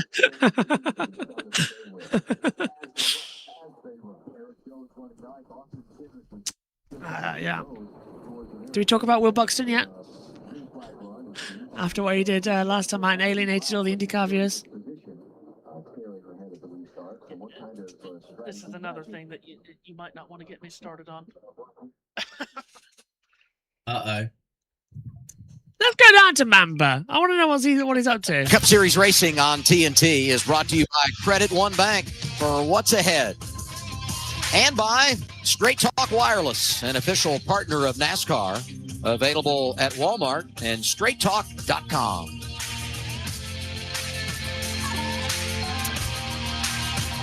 What a view. Okay, well, that's great commentary there from there's a very nice pagoda, as we all know, and you don't want to drop a sandwich off of it. Why? Have I missed something here? Yes. That That was what, 2018 was that? Did I miss something? When was this? I must have missed the 2018. No, I was watching the 2018 race. I don't remember a sandwich. I'm old. I don't remember it. Before my time. Happened in practice for the Brickyard 400. A spotter dropped the sandwich off a pagoda. They weren't very happy with him. And they removed his hard card, and they had to get another spotter. You're kidding? For a sandwich? Yeah. Oh, that's ridiculous. So let's get this straight. You can punch, kick, racially abuse, death threats, but you drop a sandwich off the pagoda and that's it. Oh. Wow. Meanwhile, stage ending under the caution here, and Ross Chastain is going to score his 4th stage win of the season behind the Chevrolet Corvette pace car. Green and white checkered flag along with the yellow flag waving. And Chastain has his 4th stage win of the year as he pushes the pace car across the yard of bricks. I'm surprised race control haven't told Ross Chastain to say, could you just stop? That's a very expensive Corvette. Is it the same Corvette from the 500, or is it a different one? It's certainly the same color, so it might very well be the same. Chastain, by the way, Chastain started the day 83 points out of the chase, so this is a big stage win for him to see if the one team is going to be able to make a push over these next few weeks to get into the chase.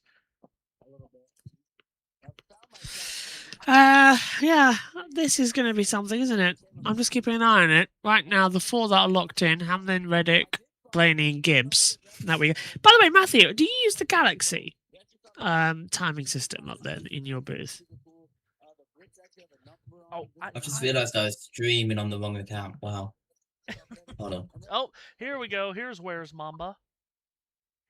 Oh, Mamba. They ripped up all the asphalt and everything. They kind of threw in this creek over here. So as you're golfing and working on your swing and trying to find your ball like I am in the creek, you never know what other little trinkets you'll find out here. You know what I mean? Steve, you've been out here before, right? You've seen this stuff. I have. Yeah. I've seen it from a distance. I was trying to stand up on the grass area, but my man Dale Jr., you rolled the pants up, right? You went down in there. So whoa, that's getting non-PG, isn't it? You talked about the pagoda a moment ago. Aside from, its history of sandwich dropping, pagoda was built in 1913, a Japanese design to this pagoda. They lit it on fire purposefully in 1925 to burn the original one down, and then built another one the following year. And that they built in 1926 stood until they redid it in 1998. Yeah, they redid it, didn't they, for the F1 that was coming in 2000? So because they built a whole new pits paddock complex for it. Yeah, so the pagoda has been around for just about as long as the Speedway has. The broadcast booth is on the 7th floor of the pagoda. As Ross Chastain and Todd Gilliland now come to pit road. So they have stolen some stage points, Chastain and Gilliland have, by that caution coming out when it did. And they were able to make it without running out of fuel. So good for them.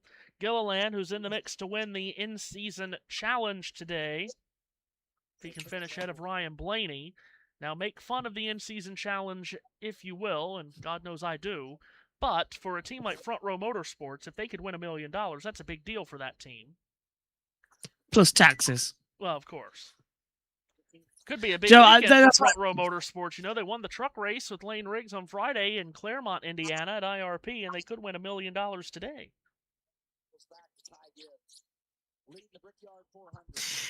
By the way, I was texting Nina, and my phone started recording me, and she said, "Sorry, were you commentating and you wrote that?" As I was like, "WTF is he talking about?" Yes, Nina, that's exactly what happened. As we come into it. Matthew, you just saw what happened there to Elliott. He got punched into the wall early on. And he's now actually rejoining the race, 41 laps down. JT, you need to check your DMs on the TikTok because it's getting late in your day to keep the streak going. Right, yes, right. This is fun, actually, because me and Nina have got one as well, and I literally had to prod her earlier on. We're now on 18 days. What are you and JT on? Like 64. Okay, fair dues. If he sends a message, in the next 3 hours, it'll be 63. Back in 64, you were having... Oh, dear, that was... context, guys, if you have a look at my stream, I'm racing around in Indianapolis and hitting many, many walls. I can see you're doing as bad as well as Daniel Dye.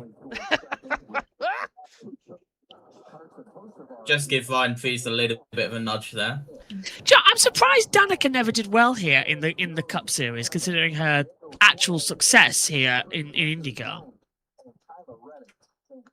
By the way, Still surprises me. I think we have I don't know if I should say this on air or not. I think in the process of bringing our channel back, something has happened with the YouTube algorithm, because next to nobody is tuning in today on USN. So I don't know if it's not back for some people. Yeah. It does do that, yeah. I just happened to look down. We normally get our largest numbers on the NASCAR races, and we've had very Matthew, it will be like this for the first one, and then it'll pick up for the next week, because again, we've had that before. Yeah, I figured it was something about the channel being off and then coming back. I figured that was what that was all about. In the chat now here on JBM, I have put the link to the Ultimate Sports Media's coverage of this race as well. So if you want to pop over there, give them a subscribe, and then stay there or hop back. We're in the same coverage. Just give them a bit of a helping hand. Because that is usually because of, we've had it before when we've come back, and it will pick up in the next week. It's because it's your first live back. If you'd done something else, it probably would have got bigger again. Yeah, that's very good to know. This is the first time that we've had this actually happen. We got back on this prior channel. Gotta get the other one sorted as well. Actually, need a few details of you from that. Right, I need to reply to some messages. Oh, pit road. Hocevar bombs him here. Tells him he's number one, Jamie. Yeah, Hocevar was upset. Heim doing a little air blocking on him throughout that run. And Marty, listen, people have been critical of me that I'm critical of Carson Hocevar, but I just know how the fraternity of the garage works. And sometimes your actions on and off the track, it comes back to bite you, and this is one of those examples. I don't think Corey Heim would have done that to any other driver, but his history with Carson Hocevar obviously led to that. I love it. I'm here for it. Popcorn's popped. I'm ready to watch more of it. I want to add to that. I'm so happy the bird is back. In our generation, we would flip each other off just to say, hey, I mean, you can only get so many fingers up and out of the window net, so I love it. Good or bad, it's great. Yeah, it's interesting. Hocevar's crew did a great job. They said, look, we're not going to win the race on lap 89. Passing Corey Heim. Calm down. Take your time. We have a race car that can win this race. His crew did a great job. Yeah, crew, interjecting what's playing out with the strategy is everything. And as we've seen it, the strategy has been setting up for this third stage. And it's very interesting. It's interesting to see how this plays out. Hey, one thing to keep in mind, Corey Heim, I know we talked about him doing the air blocking on Hocevar. He's in the best position right now to win this race. I can't wait to hear Steve break down the position all these guys are in. Yeah, Stevie, give us a snapshot of what we're looking at right now as we start the final stage. Well, we have 58 laps to go right here, guys, and I think it's the simplest. There's no more stage breaks. We know this thing could run green to the finish. Also, everyone in the entire field needs another pit stop. The question is, what has to be done under the pit stop? Well, hear it. Everything. Crew Chief Chris Gale of Denny Hamlin broke it down for his driver. Give him a little synopsis of where we stand. 54 needs more fuel than us. 67 potentially could have a 3-second faster stop than us because they went deeper.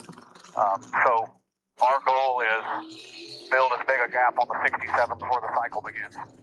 All right, so there you have it. Advantage over 54, but behind on 67. What does all that mean? Well, let's talk about it. Fuel needed.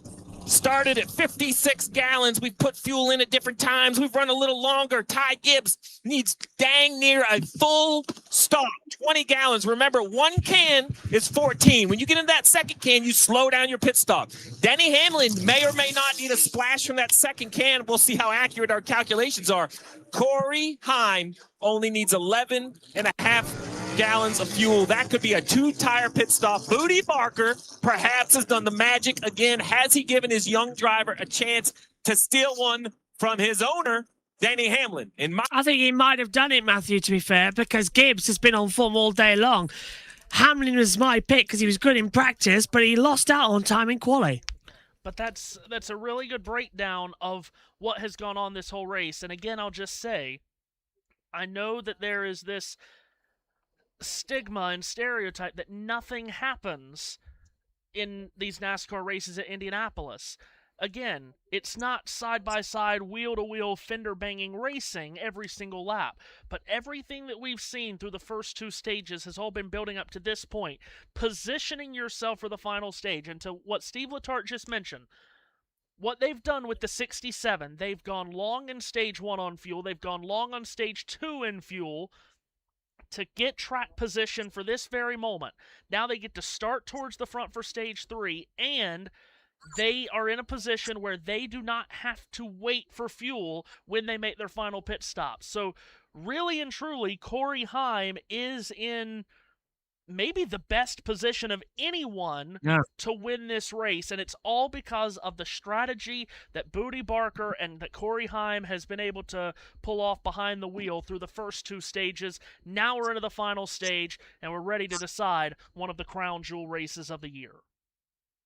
Pace car coming off of turn 4. It'll peel in, and it is going to be 56 laps, turn 55 to get cooking with gas. Gibbs v Hamlin, owner versus driver into the restart zone. Stage 3 of the Brickyard 400 is go, and it's a good start from Carson Hocevar, pushes the back of Hamlin. Gibbs cuts down low into 1 to try and block off. Look, it's going high. Corey Heim with absolutely no draft. He's trying to get the side from Hamlin. They're toe-to-toe, but Matthew, they're already contacting behind. Heim falls in line behind Hamlin in turn 2. That releases Hamlin to go after Gibbs. Heim critically falls in line in front of Carson Hocevar, and they're queuing up behind the 67 for a run down the back straightaway. Hocevar goes low. Heim goes down to block. Hocevar fades back up high. He's unable to get a run at Heim going to 3. Then comes Ryan Preece. He's there in the 60.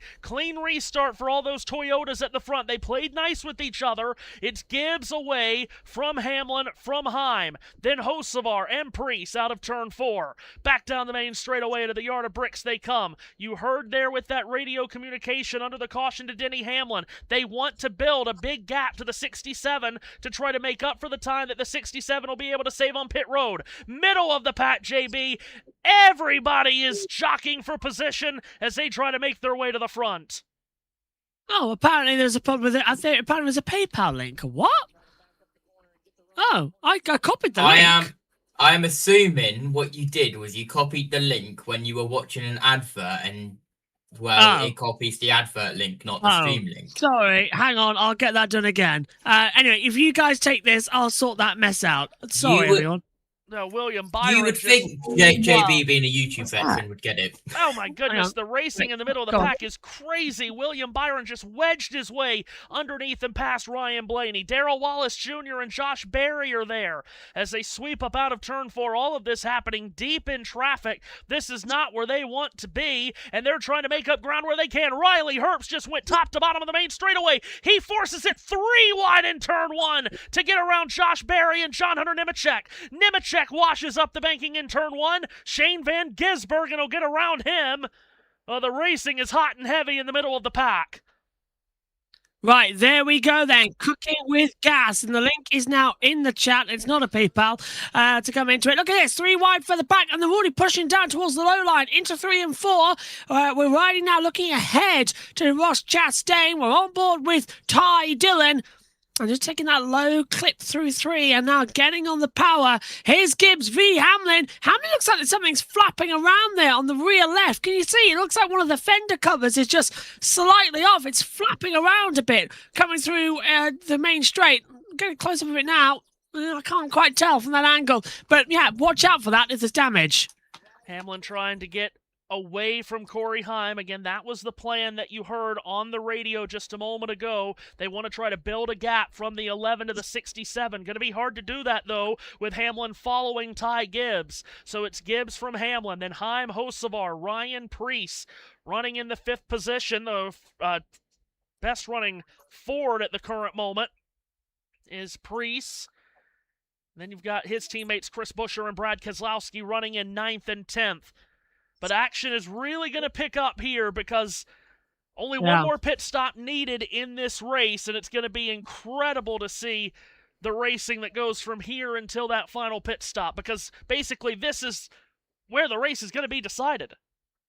And there's actually now a possibility, Matthew, that we might not need another caution in order to make this race entertaining. If we have a green flag pit stop, like you say, 2 tyres. If there's a caution, late on. But I think we're good. I'm just doing the math numbers here.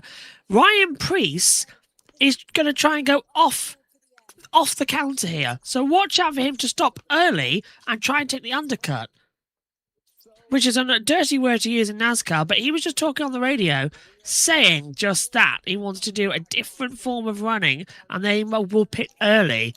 Well, and that's look at the fuck going into it. That's really smart from Ryan Preece, because he has not shown the speed throughout the day that he's going to be able to contend with those Toyotas up front. But if you can get on a different strategy, try to get on fresh tires quicker, perhaps that's the way you cut through and get track position.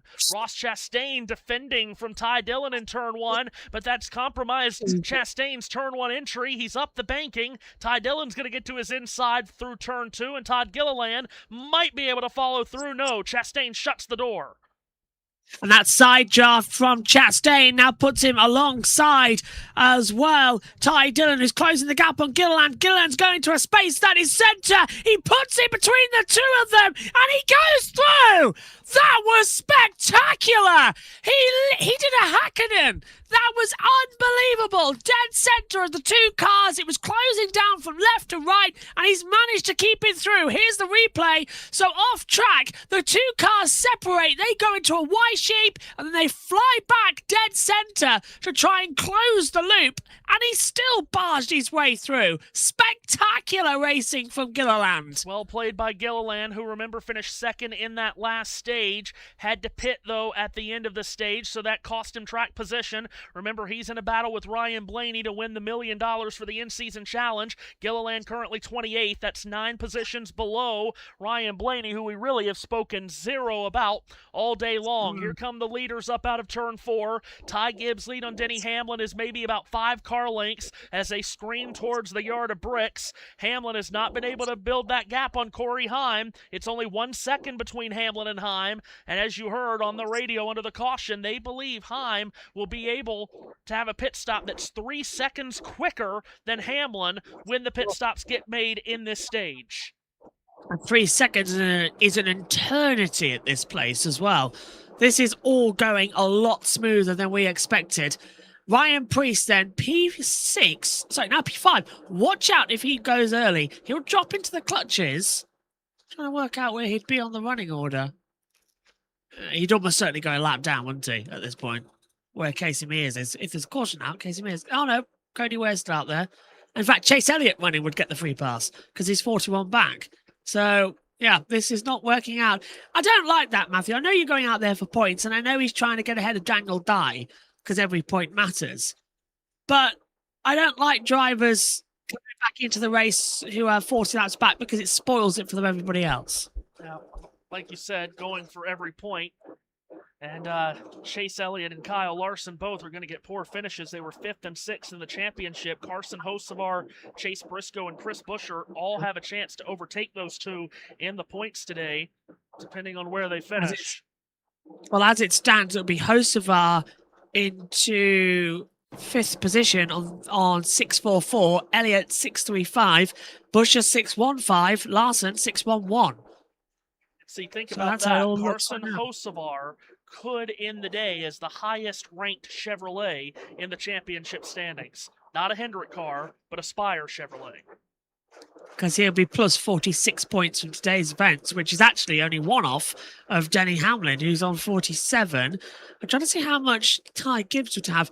Gibbs would be plus 73 from today's racing action, so that'll put him on 773 and bring him into the regular season finale battle as we head into the last few. Of course, after today, we say goodbye to TNT Sports and to Dale Earnhardt Jr. on the commentary team and Adam Alexander because it's NBC up next.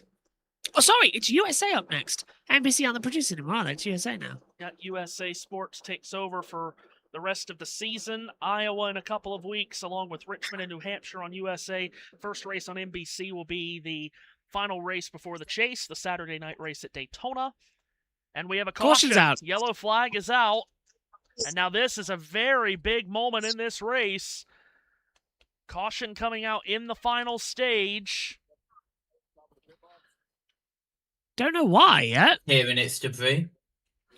Wow, haven't seen a debris caution in a long time.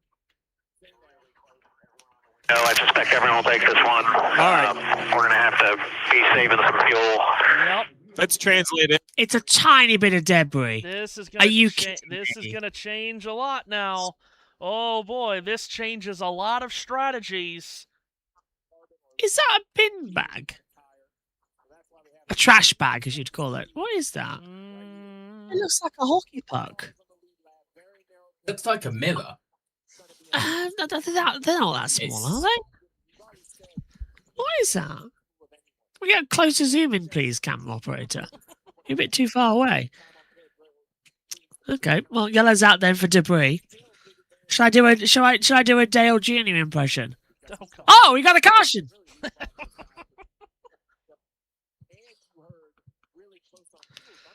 You know what that means, right? We may be caution at in real life, Indianapolis, but we are going to the green in digital Indianapolis. Well, we've got 15 minutes to kill everyone, so if you need that bathroom break, go now. I start 38th. Do you know, one of these days I'm going to get in my car and I'm going to go and see how long it takes me to get to town. Before, if I get to town and back before caution, that'll be quite funny. Get to a shopping centre before we go green. Apparently Noah Gregson threw a tantrum over something while battling for 33rd. Was it about, I don't know, how many donuts they've got left? Apparently Connor Zillich. Apparently Connor Zillich threw a block on him and Gregson wasn't happy. Oh, for God. Oh, hang on. It's on the start-finish straight. Yeah, it's right in the centre. It's on the yard of bricks. Right in the middle of the straightaway, so that's why they would throw the yellow. I know what it is. It's one of the flag stand holders. It's one of the little cup holders that they put on the flag stand. I bet that's fallen off. Because, JC, if you can get the picture up, they're in little black tubs, aren't they, with flag holes, and they've got little things on. I think it's there. By the way, just to go back to our point about long cautions and everybody wanting these races to be shorter, Daniel Dye, the caution for Daniel Dye's spin took place at 4:01 p.m. Eastern Time. The caution led into the stage break. Stage 3 went green at 4:22. It was a 21-minute caution. No. Joe, I reckon if you edit out the cautions of a broadcast, it could fit into a highlight reel. Meanwhile, at the end of stage 1, Larson crashed at 2:58. After 14 minutes of that caution, we had one lap before the stage break. Stage 2 then went back green at 3:26, so we had one lap of green flag racing across 28 minutes.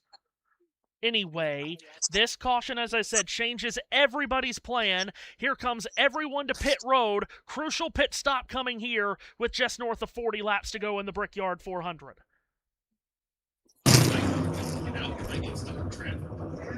They dive Priest in. with an early stall. He's going to try to exit his pit stall here cleanly.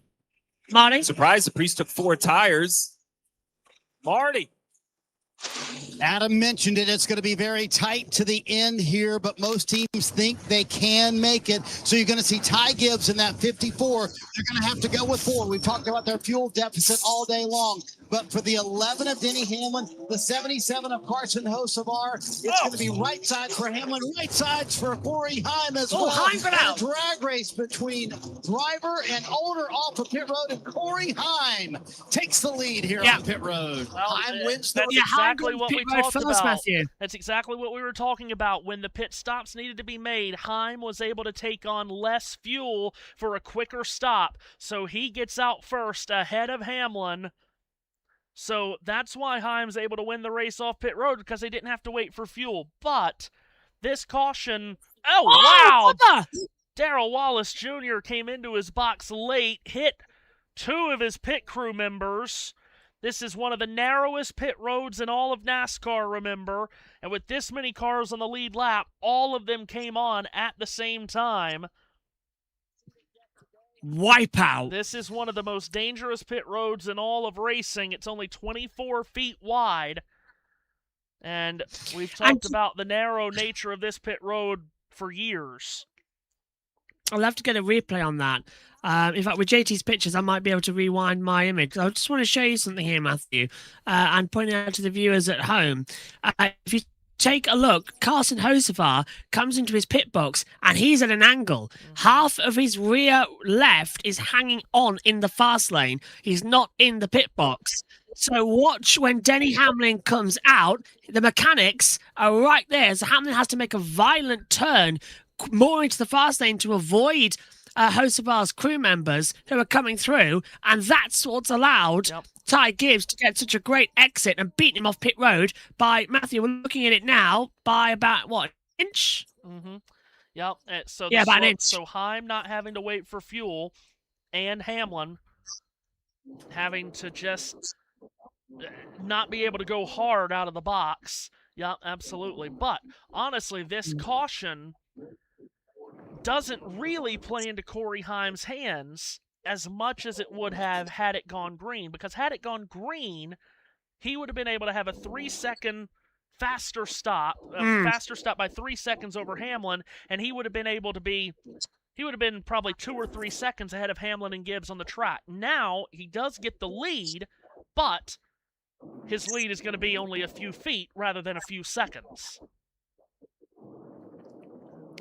It's all go today, isn't it? So, honestly, even though it's worked out for Heim to get the lead, he would have much rather it have gone green. But keep in mind here, he's got fuel saying that, though. But keep in mind here, now everyone's on the same playing ground on fuel, and no one is guaranteed to make it to the end, because we've talked about the fuel window is right around 40 laps, and we're going to be 30, going green. 39.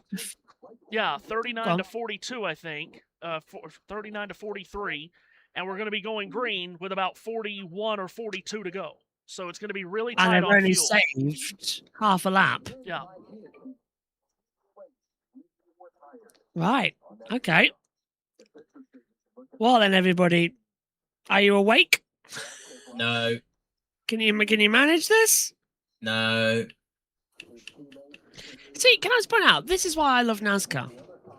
When we first started covering these races, it took me a long time to get into them. Yeah. Yeah.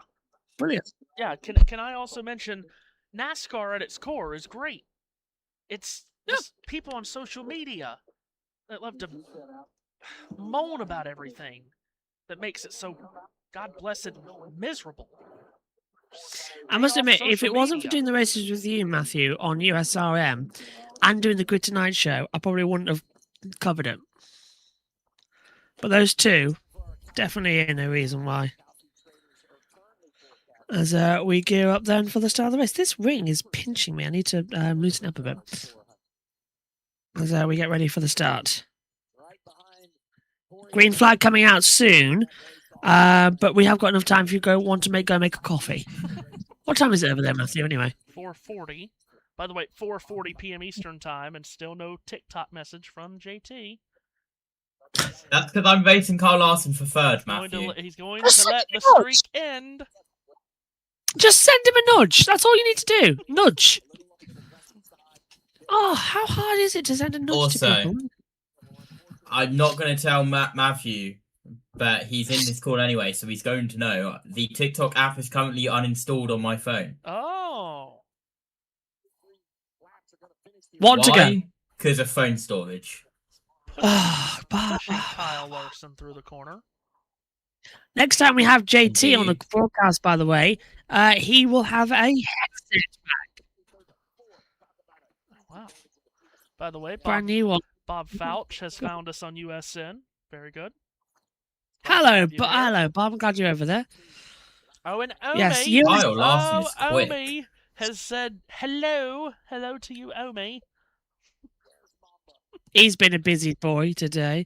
Mamba, where are you? Hello, Mamba. Down here at Indianapolis Motor Speedway, and one of the places that everyone wants to be, the place everyone wants to be, is Victory Lane. Similar to North Wilkesboro, we have a cool elevator that brings you to the top, and then, of course, you're in here with the milk at some races, with the trophy, and this thing is amazing. All the names are along the bottom here. Everyone has won this event, has their name on the trophy, so we'll see who will add their name to it by the end of the day, Adam. Is he all right? I'm going into a very, very touchy subject here. Oh boy. Yeah. NASCAR has no respect for IndyCar, do they at all? Milk at some races. I won't even talk about the bricks yesterday because God, did Twitter explode? Oh my God. Can we also talk about that? Yes, Twitter exploded over the burnout on the bricks. I think people mostly know at this point that no one adores the Indianapolis Motor Speedway more than me.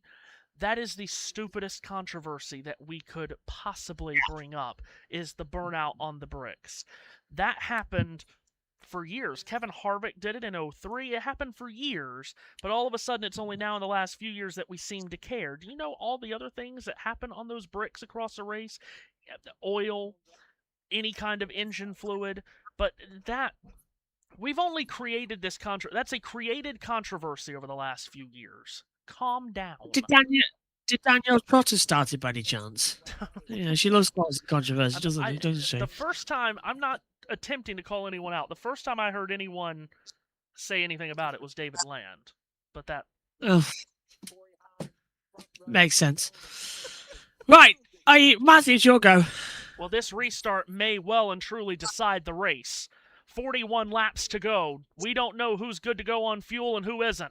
Corey Heim and Denny Hamlin on the front row. Coming to the most important restart of the day. Green flag back in the air at the world's greatest race course. And Hamlin on the outside sticks with Heim, stride for stride. Joey Logano tries to squeeze to the inside of Heim. Heim throws a big block, stays ahead of Logano, but what it allows is Denny Hamlin to get around for the lead. Joey Logano trying to make a move. And now in turn 2, Tyler Reddick shoots Chris Buescher up the racetrack. Buescher goes high and has to rejoin in traffic. 3 and 4 wide racing down the straightaway. Alex Bowman gives a push to Chris Buescher. He's right underneath the spoiler of Ryan Preece. It's wild going into turn 3. Carson Hocevar between two vehicles. Crash! The 12, Ryan Blaney's around into the wall. We got multiple cars. The 16, that's AJ Allmendinger going round. The 62 taken to the grass. Riley Herbst goes around. So that was always coming. They were going too quick, too bunched up, and they've all just had a cost effect now. But this is perfect, Matthew, for fuel saving. Bad for them, great for us. Fuel saving now massively in effect. They should be able to go to the end quite nicely. Yeah, but Riley Herbst, I don't. He's got a front right tire down, but he should be. That's the only damage. Yeah, this should end all the fuel conservation talk. Well, we talked about how important this restart was going to be. Joey Logano knew how important it was. He tried to wedge his way underneath Corey Heim, and when Heim came down to throw the block, it cut off Heim's momentum, and Denny Hamlin got around him. Then you had the contact between Reddick and Buescher. That stacked everyone up out of turn 2, and by the time they got to 3, an absolute mess. Ryan Blaney involved, Austin Hill, Riley Herbst, Casey Mears. And remember, Blaney in the in-season challenge final, this could be what gives Todd Gilliland and Front Row Motorsports the $1 million.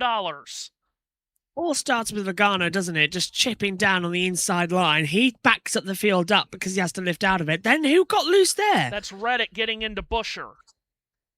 And Buescher gets loose. He backs the pack up. Watch Ryan Blaney now coming around the outside. He's going to duck down low. Josh Berry's in there. There comes the 54, so Gibbs is safe from this, and Blaney gets tapped round. Oh, guess who's bloody done it? It's John Hunter Nemechek. Why are we not surprised? John Hunter Nemechek caused all of that kerfuffle, Matthew. Well, and again, we talked about how important that restart was, so you can't blame Logano for going for it. You can't blame Heim for blocking him. You can't blame Reddick for going, and I said that was Buescher who we got into. It was actually Keselowski, my mistake. They put the orange and black livery on the 6 this weekend, and that's what stacks everyone up, and then Blaney comes down across the nose of Nemechek. Yeah, that was always going to happen. This restart, as I said, could have decided the race, and everyone was racing like it was going to. So hits the 62 and the 35. So that's JB. Caution number 5. Go on. Matthew as well. While we are under caution, please have a look at my screen share for an incredible finish to stage 2. Oh, hang on a minute. Let me get it on the screen because I've got a different thing now. Give me a minute. Is that it? Oh, hang on. 42 quickly, radio. Oh, I'm sorry. The middle was open. I stuck my nose in there and he kept coming down. I couldn't slow down fast enough. I think that's true. I thought he thought. All right, hang on. I'm nearly there, JT, and then you can share it. I'm just editing it in. Yeah, that's what the professionals do. We edit it in. I'm going to put you dead center on the map. Go for it, JT. Right. This was an incredible finish to the end of stage 2. I'm currently 3rd. Coming to the stage finish through turn 4. Yeah. Oh, the gaffer tape's out for Ryan Blaney. I'm absolutely miles away. Oh, speeding. Make it 3 wide. And thank you, 2nd. I must admit, that's quite impressive. Thank you very much. So let's have a look at Todd Gilliland then, Matthew. He's highlighted on the board. Presumably it all starts with him again coming back because he's going to have a tap. No, he gets out of it. Whoa, how lucky was he not to get spun around by Riley? Massively close. On board now with the 71. Radio. You weren't good, so went outside. Yellow. I got to tell you, when we saw TNT, the onboard looking into his eyes, I mean, it was like you almost were, he was aware of what had happened and the opportunity that's now in front of him. You see the drivers involved in the crash. Let's go down to Danielle. Adam, I asked Todd Gilliland this morning, do you want to keep track of where Ryan Blaney is via your spotter all throughout the day? He said, not really. He said, the only thing I want to know, and I told my spotter this, that if Blaney gets in trouble and somehow ends up behind us, and I now inherit the lead for the $1 million to win the in-season challenge, then tell me. They just came on the radio and told Todd about Blaney's issue, which obviously he just squeaked by and saw. So it could be Gilly for $1 million, guys. He's an underdog, and he said, I think the fans and even the drivers want to see an underdog win this thing. I've even had some of Blaney's fans tell me my underdog story would be pretty cool. We had this last year. You know, Ty Dillon comes here going against Ty Gibbs, but it's Gibbs who wins the $1 million. We didn't get the upset in the final round. Today it might happen with Gilliland. Oh, this 12 car is ruined. That contact with the outside wall had paint, concrete, all kinds of things in the wheel. of that car on both ends. So pretty good damage. I will be really, really shocked if that car has pace. Both very deserving, both great people and great drivers in the sport. Blaney, who's won the $1 million at the All-Star race, and he's won a championship. Think about the highlight reel for Todd, what a $1 million win in in-season challenge would do. We play a lot of golf with Todd, and I'm going to encourage him to join at least 3 or 4 more golf clubs if he wins $1 million. I'll help him spend it. Great kid, great young driver. Caution is out, and the Brickyard 400, under 40 laps to go. Ryan Blaney, one of the 9 that pays the price. Big restart when we return on TNT.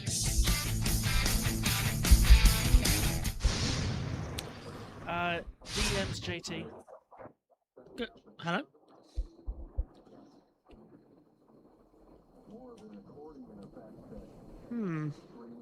Don't know if JT heard me there. Just when you can, JT, DMs.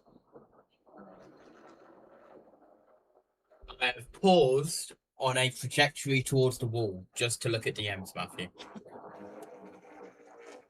Well, if it helps, I know where all of our viewers have gone. There's an illegal stream on YouTube.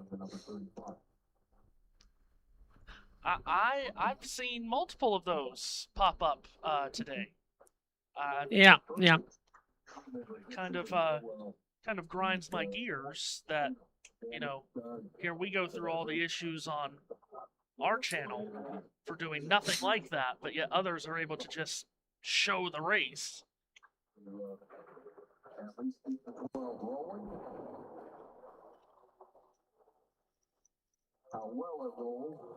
I've just noticed the same thing. Thank you to everyone watching. Also, I believe I've been told that the YouTube is down in some areas. So, hello everybody. 38 to go. Hamlin, Heim, Bell, Logano, Briscoe, Reddick, Keselowski, Priest, Berry, host party top 10. Who's your money on, Matthew, for this one? Well, I think Hamlin's in control of it now after that last restart. That would be a cracker, wouldn't it? Very strange. As the racing action continues on. My attention spidey sensors are coming through here. I'm thinking we're going to be in for something. Let's check in with TNT quickly. Weekend off. I think these drivers are going to use it. Recharge, refresh, be ready for the big push. And you want to win before the off weekend. Extra time to celebrate and enjoy it. That's so true. Maintain the lead. Save fuel just in case it becomes a green light checker to hit the end. We're covered. If it's not a green... What's going on, Shannon? How about Christopher Bell? Started this race 23rd, currently in 3rd. I told you guys at the beginning of the race that Adam Stevens said strategy was going to be the way that they could get track position. This is a big race for Adam Stevens, obviously for most drivers and crew chiefs, but his eyes just absolutely lit up when I asked him about this place. Take this into consideration. He has 4 total Cup Brickyard wins, 2 as a race engineer for Tony Stewart, and then, of course, 2 with Kyle Busch. He told me, I used to watch this race as a kid, loves coming here, and would love to get another one with his young driver. Marty? Shannon, how about another new player in the top 5? Indiana's own Chase Briscoe sitting in the 5th position, and James Small, the run before they pitted a moment ago at lap 116, kept telling Chase, hey, we're going to be in the best fuel position of anyone. They took right side tires, only the 1 can of fuel to get them to the end. And Adam, as a fellow Hoosier, you know the kind of party it would be tonight if Chase Briscoe's able to get home to victory lane. 31 years old from Mitchell, Indiana, small town in the southern part of the state, 90 minutes from the racetrack. Grew up rooting for Tony Stewart. His dad was a racer. I saw him in the garage today. His dad, Kevin, looked at me and said, hey, man, back home again in Indiana. You know they want to celebrate tonight.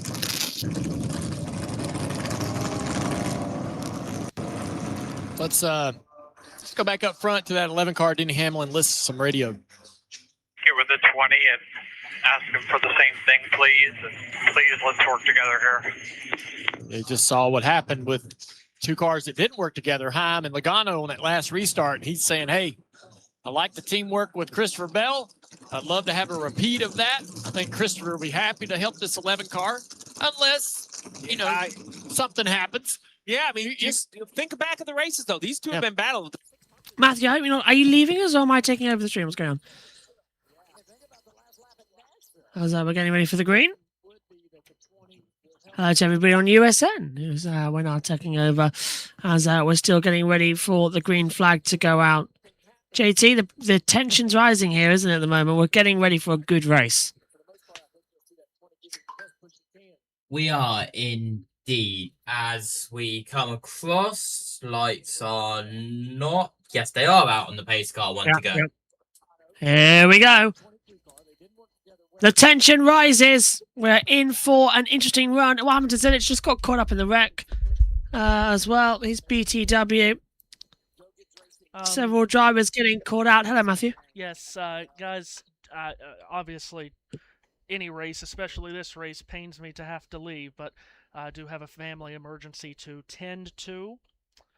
So I am out, unfortunately. Have a good rest of the call. Stay safe, my friend. Thanks for your company. And we'll take it from here. We'll bring it home, don't worry. Well then, JT, time to get in the action as we welcome in our viewers on Ultimate Sports Media as well, alongside the JBM broadcast. 2x2, Hamlin versus Heim. This is going to get spicy, JT. It is indeed, as we are heading down the back straightaway now. Ryan Blaney, I believe, is still on the lead lap, even with that incident. They've managed to keep him on the lead lap all good. And we will be going green at this time. Bye. Let's go to TNT. Car down into turn one, sending the car into turn one hard as you can. Whether you're on the inside or outside, it's going to be a little edgy. You're gonna have, if you're on the inside, you got somebody stuck on your door. You don't have a lot of room to bobble or move up the racetrack. If you're on the outside, you're not in the groove with the most grips. You're going to try to find as much as you can by keeping these tires clean. I'm just thinking about the restart between Hamlin, one of the best in the field. Well, Hamlin's going to be on the push for a lot, of course. We are not going. We are not going. Oh, is it because they're not bunched up together nicely enough and they've decided to back out of it? All right, well, hello, everyone. I guess I stood up a bit too early there. That they don't want to go yet. We'll go back to our screen and head back to TNT. So we're not going to get to restart. Yeah, they're back to single file, I noticed. I think they're adding a lap. A bit more so than a real lap. quick, there was two things. There were still recovery trucks on the circuit. Something, I believe. So they couldn't even restart if they wanted to. The recovery vehicle still needed a pace car back out there on the track. And so, if strategy was your word, take one more gulp, grab a glass of water so you can stick with us through the end, because I think the strategy's over. Now it's just about who has the best car, and there's a reason why we talk about the driver, because as a crew chief, I love that I've given my driver a chance, but in the end, the superstar is now going to have to pull the belts tight and find a way to get these last 34, 35 laps done. What's going on, Shannon? They just told Joey Logano that caution should buy them a green-white checkered, so it sounds like they are good. But Adam, you were talking about just how important this race is for Team Penske, Roger Penske's drivers. When you walk into those haulers in the morning before the race, you can feel how much this means to these guys. Joey Logano told me this is the Augusta of racetracks. He said the open wheel guys have won many, many times, a lot of times, and these guys, they just haven't gotten it done for Roger Penske.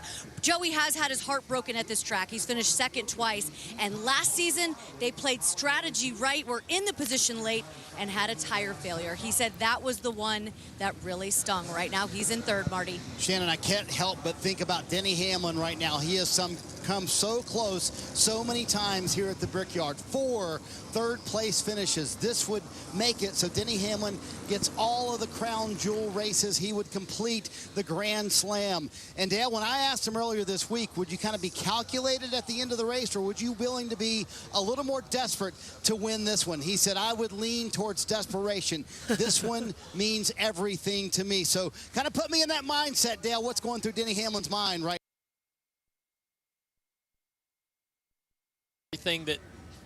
Everything the right way. He told us on the pre-race that they wouldn't jump off of the path. They wouldn't jump off of the traditional strategy. They were going to go by the plan that seemingly was the right one last year.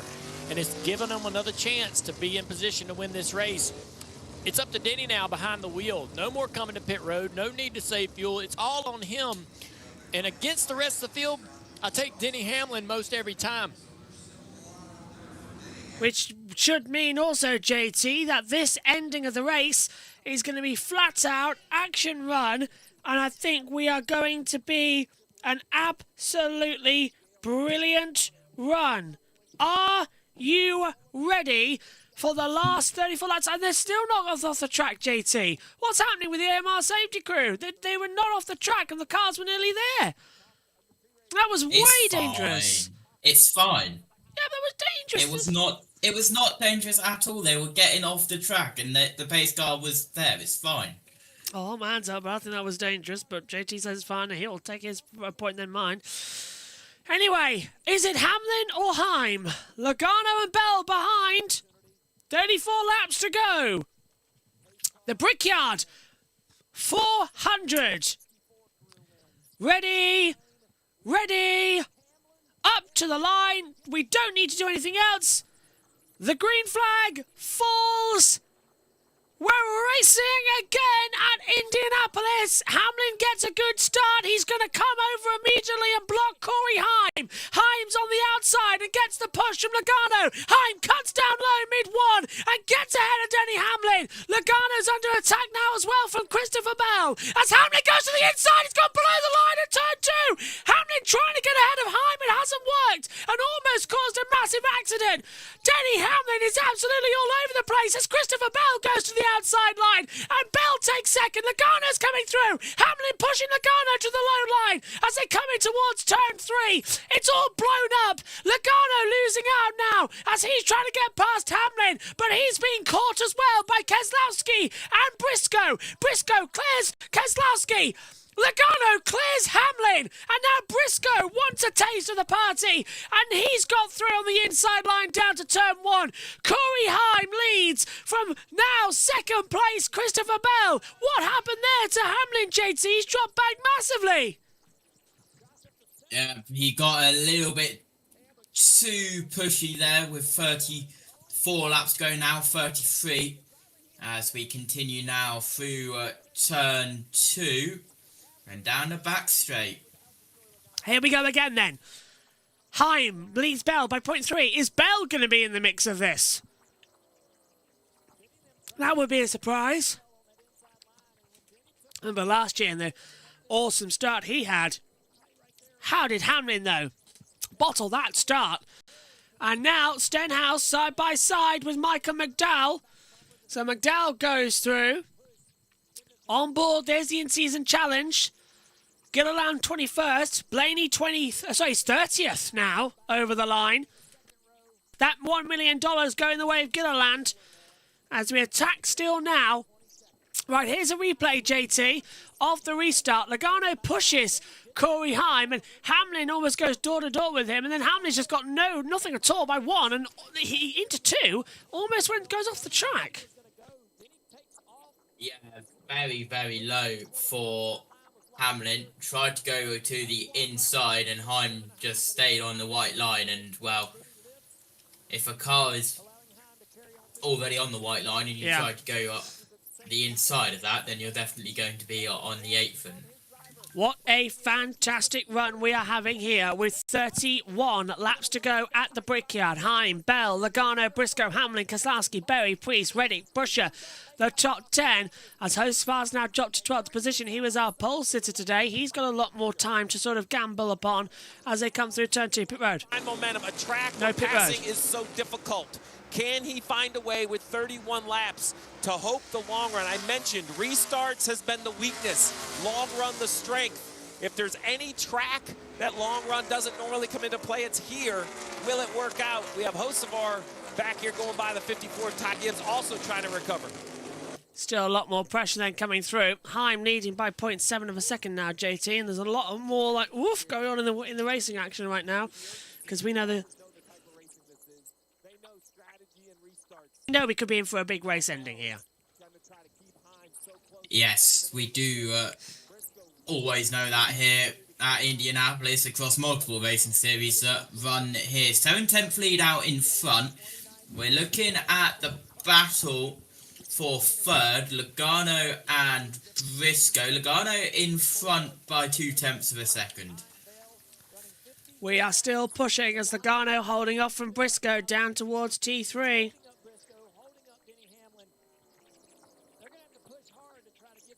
So they've got to have gone through turn 4. We head on towards the front straight to go on to 29 laps to go, and the gap out front still 0.7 of a second. So Heim leading, Bell, Logano, Briscoe, Hamlin, Keselowski, Berry, Priest, Reddick, Busher. Logano still trying to find the correct traction zone. It just doesn't want to push it too much, Radio. That's Hamlin. See, yeah, there you Denny's go. trying to come up with some plan. Some kind of plan to figure out how they can pass this 22 car. And that's by, again, Briscoe backing off and then sort of using each other as a tow rope to try and slingshot round the outside. But Logano has got this one completely in control at the moment. We're 2 hours, 44 minutes into this race as we come into the situation zone. Absolutely epic racing we're seeing here. You can't deny that today has been nothing short of perfection. Bob Puckcraft saying Mears and Zilich are out for damage in the last incident. So Casey Mears is out. Connor Zilich is officially out of the race as well. That is a disappointment for all those fans who do enjoy it. So it's swapped over once again here as Heim leading by 0.6 to Bell. They've pulled out 2.6 seconds to Logano now as the racing goes on. That's the gap to the leader, not the interval. Interval gap, Logano 2 seconds behind Bell. Cut a tire. I was going to win the Brickyard 400. And he talked about that 52nd lap and everything that goes through your mind.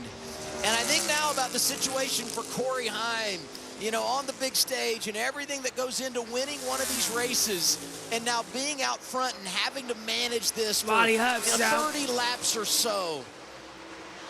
Riley Herb's also out of the race. So many out from that last accident, which is unbelievable. They are push. Oh, this is good. Heim now making mistakes, but he's just done at 1:28. Corey Heim is his fastest lap, JT. He did a 49.554. So Heim was fastest a few laps ago compared to the rest of the field. So he's pushing to keep Bell behind him. Bell did he also did his fastest lap then, 49.784. So brand new tyres, gripped up track, and it's back in action. Like to see this, as we've now got a lot of traffic lined up further back. There's Todd Gilliland in the in-season challenge. He's leading. It's 24th to Blaney now 28. So 1.1 second back in the tournament matchup, and that's $1 million on the line here, which could be won by Gilliland or Blaney with 26 laps remaining here. The sun has finally peeked out from the clouds. We've got a lovely approach into turn 1 as it comes up 7 minutes past 5 here in Indianapolis. Hamlin dropped to 5th, being told at the moment. Hamlin is struggling. Front loose, he's saying. Which out front will be worse. You know, you'd actually prefer to be the trailing car. And if you're Adam Stevens, crew chief of Bell, I'm telling him, he's on the radio. He's complaining, man. He's too loose. You're seeing it out the window. Stick with him. Do not let him cool that right rear tire. These cars, unlike the cars of the years past, they used to build really tight. Right front tires would go away. This is action zones now between them all. What a fantastic runaround we're seeing here right now. Heim, Bell, Logano, Briscoe, Hamlin, Keselowski, Berry, Priest, Reddick, Busher. They're still flying.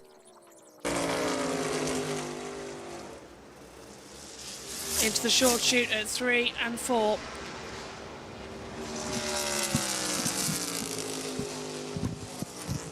So my money right now... I talked to crew chief Booty Barker on Friday during practice, Adam, and he said, I'm not going to be surprised at all if we have a shot to win this race, even though Corey is not full-time in Cup yet. raced here earlier and had a lot of sim time, picked up data from his teammates very quickly. He said if we qualify well, and we're a part-time team, so our draw typically isn't great, but if we can qualify well, I don't see any reason why we couldn't win this race. They qualified 7th, and they're in the lead with 24 to go. Yeah, okay, that's making more sense now, isn't it? Yeah. 24 laps remaining. JT, my money. He's on Christopher Bell at the moment. He's looking absolutely epic and fast right now. He is indeed, as across the line we will go. 23 laps to go. As I'm not joking, I just moved and I can smell rubber on me from Smeethart Stadium. Anyway, as we continue here in Indianapolis, down the back straight we go. Heim has got nearly 3/10 second lead, 0.286 last time round. As in towards 3 and the short shoot of 4 now. 2 seconds the gap between Bell and Logano in second and third. This is incredible stuff right now that we're witnessing. Proper old school style racing action that we've got building up here. So Heim, Bell, Logano, Briscoe, Hamlin, top 5. Bell's now 0.3 behind. If he finds it, it's going to be good. Pit road. He already said about that 67 going to the free side. They did tell him that he's starting to get loose. Christopher Bell is on the hunt. So Heim has to save fuel. Bell doesn't. And Heim's tyres are 47 for the front left, rear's 23, 49 for Bell, 23 the rear. So not too bad in terms of pit stops on the front there. So yeah, 49 laps, the last stop for Bell, Heim 47. So again, Bell's all over the back of him though. And Hamlin all over the back now of Briscoe. So we've got a battle for 4th and 5th and a battle for the lead with 21 to go at the Brickyard 400. Game, set, match, JT, or is it just one of those days? We shall see. We are coming to 20 laps to go this time by. Down the back straight we go. Just bring on more action. Bring on the wall. Now we're being told that Corey Heim is reportedly having a rear right loose moment. JT, if you've got Heim's radio open to confirm that, that would be something to keep an eye on. I do not.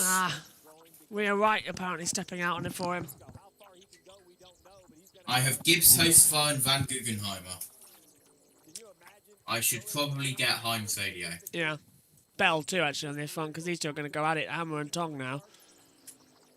In fact, you open that. I'm going to open Hocevar's radio myself on our scanner and see what is happening down there. I've got if that is going live on stream, I will warn you, he swears a lot. That's fine. We've opened up the radio. Yeah, before all clearing. So that's Hocevar's radio. We've opened up now on the call. Let's see if he says anything different. Bell's radio's open too. Logano still holding back. 20 to go here. Here's your money on every... In fact, JT, could you start a poll in the chat? In the corner. Keep it quiet in the corners. He's requesting keep it... Got it.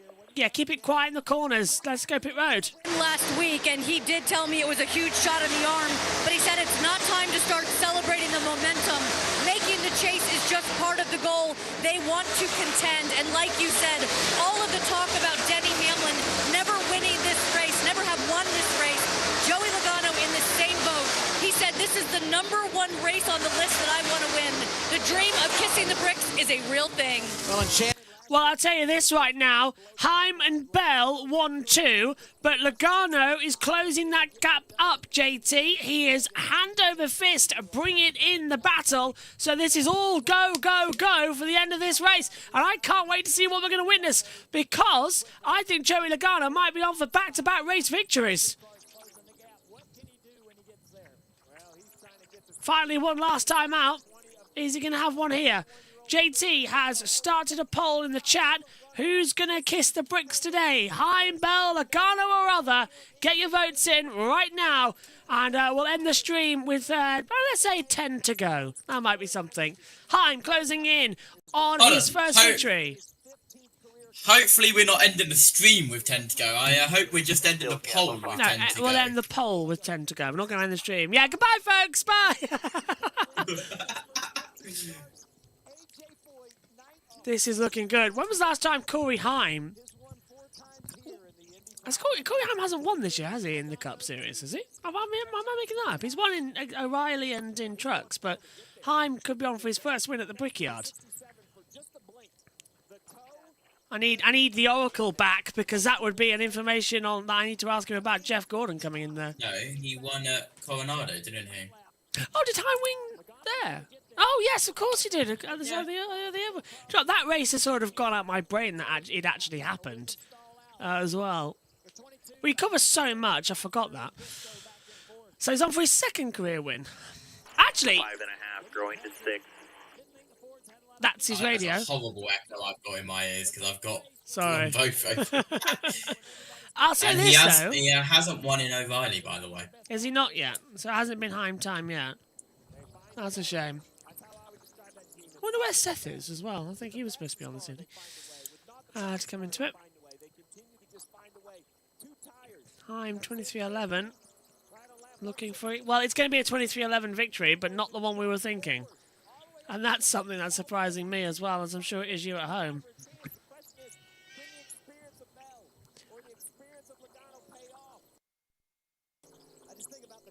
Pit road. 2-team. And you mentioned Paul. Tell me how many laps to go and stuff like that. Just don't talk in the corner, that's all.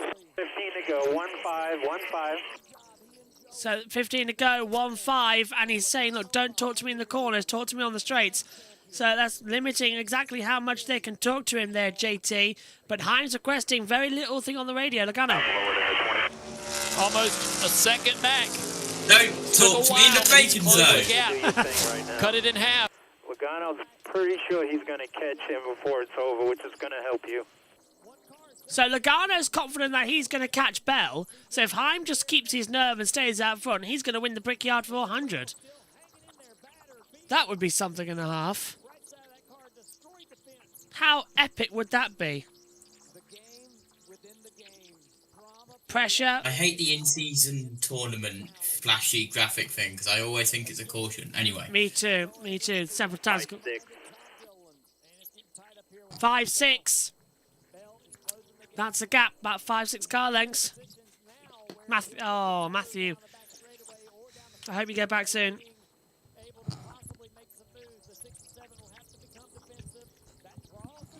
Bell's right on the back of him. Tight off of 2 and 4. Right, they've got traffic now, which is going to be interesting. Bell right on the back. Logano's catching. 14 to go. Are we on for a three-way finish at the Brickyard? Reminder, Bubba Wallace won the last time here, the last race, by 0.222 of a second. It was a photo finish. Are we going to have the same thing this year? Bell closing him down. Trying to have a look at Christopher Bell. Only one top 5 here, 2 top 10, best finish of 4th. Never won here. Corey Heim, however. Well, that's a different story, isn't it, across the series? Keep up, man. How many laps are to go? Yep, 13 right here. You heard that on the team radio. There, he's hoping for a little smaller answer. Right. Like, count these laps down. This is taking forever for Corey Heim. You have to... Time and time again, it's closing and closing and closing. This race is going to be a bomb buster. Do not leave the room. It's slowly cooking, isn't it, JT? It's building us up into the finale because Logano's closing him in. And they don't want to say... They want to say fuel and tyres, so they're going to wait a little bit. When do you reckon? 10 to go, maybe? Is that still too early? Host Far's just talking about people being short on fuel. Well, that might make sense if he is. Wouldn't that be epic, though, if the fuel window is the thing that catches us out? Yeah, you can hear it yourself, can't you, on the fuel radar? This is closing in. SVG seems like pitting with 10 to go. Back to 4. He's still getting tight up off the 20. Yeah, so 1 second might be made up. Paul Wolf, right side of your screen. Logano is happy with this. Over 550 starts as a crew chief, 44 wins, 3 championships. He has seen all of this before. Shannon, we are closing in. 11 to go. Next time by. 11 more. Logano's. You know, Steve, I asked you earlier today who was one of the best crew chiefs in the garage with strategy, and you did not even take a pause. You said Paul Wolf. I asked him about that. He said it's something he started working on when he was crew chiefing for Brad Keselowski. He says he takes all of the information that he gets from teams about the trends and the history, but it's his job to apply that to the race. He says you got to understand your driver, your car, and how the race is playing out. But here's something really interesting. He said, I'm not an engineer. I'm a racer. So I understand it from a race point perspective. And guys, inside that car, Joey Logano and his spotter having a little fun. They just came over and said, here, kitty, kitty. Of course, that's 2007 when Tony Stewart hunted down Kevin Harvick here at the Brickyard. Maybe that's what it is for me, Shannon. Yeah, I like that. I like that. Hey, kitty, kitty. You're closing him in. Just keep hitting your marks here. That is Corey Heim saying, look, we've now got all 3 within a second of each other with 10 laps to go at the Brickyard. Let's end the poll and see what the stats are as well. They'll be flying up now. Logano, 30% of you say we'll kiss the bricks. 24 say Heim, 24 say That's a really other. good lap right there. Only 22 say Bell. Good lap. They are not wanting to talk to him in the corners, JT, and who would blame him? But this race is on, and it is Heim time here at the Brickyard. It is indeed. Gap now up to 0.4 of a second as we head round the front straight for the leaders. And it'll be 9 to go. 9 to go after this one. They try and slip back through. We're on board with Ryan Blaney with that in-season challenge. It does look like a caution thing, doesn't it? So, look at that. Gilliland is 24th. Blaney, 26th. So that's closing in as well for a little bit of a extra cash prize. 6 now. He just cannot get off that corner. He'll come back to 8 to go. 8 at the line. Blanket over the front 3, much like you can these 3 back here.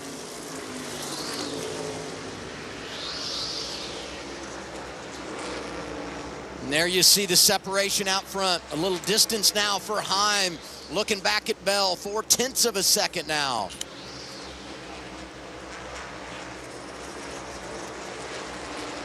Oh, this has got to be just pressure-filled if you're the driver of the 67. Yeah, Denny's got a decent 8 run. to go, JT. Hamlin is now closing in on the back of Briscoe. The gap was 0.2 of a second, so we'll keep an eye on that battle for 4th. But at the moment, this is Logano is challenging hard and wants to push. I can't wait for He this does one. want... The gap still being managed at 0.4 of a second, exactly 0.4 of a second it was as they passed the line this time by as we head in towards turn 3 and up towards turn 4. Heim got a little wiggle there, yeah. A minor wiggle through turn 3. That 67 holding on nicely over 4. Look at the sun as well. The setting sun is going to start causing a few problems as the race goes on. Now inside of 8/10 back there. Well, you know he's not going to go away. It's like Heim starting to back the 20 up again. Is Heim starting to fall off a little bit more? Is Heim struggling with the balance so much? So he's aware of the 42 coming through. Yeah, he's got it. So Heim's got it. They had to talk to him mid-corner there as Bell is closing him down. He's going to need that spotter information soon. Logano's dropped back to 0.7 of a second, so he doesn't want to miss out on too much of it. And now there's Briscoe and Hamlin. If we get a late caution here, count Hamlin back in. He's chasing down Briscoe time and time again. Racing could very well put 3 cars inside the top 5. Been a great year for Toyota. Great summer for JGR. 6 laps to go for the man out front, Corey Heim. Corey's just got to do everything perfect, hit every corner just right. McMurray, Jamie told us at the top of the show how hard this track is, difficult, technical. You see the movement in the 67 car. This is not easy. He's on the ragged edge, using every bit of the racetrack coming out on corner exit of turn 2. Pushing in with 6 to go in the overall race here. Heim leading by 3/10. Bell, Logano, Briscoe and Hamlin now right on the cusp. Who is going to be a winner? Tell him turn his alternator back on, Eddie, when you can. That's Hamlin about the alternator, switching it back on as well. 5 to go. 3 car lengths between them all. Heim, Bell, Logano. 3/10 now at the line. Heim just needs to keep doing what he's doing, JT, and he's got this in the bag. He is not putting a foot wrong out here.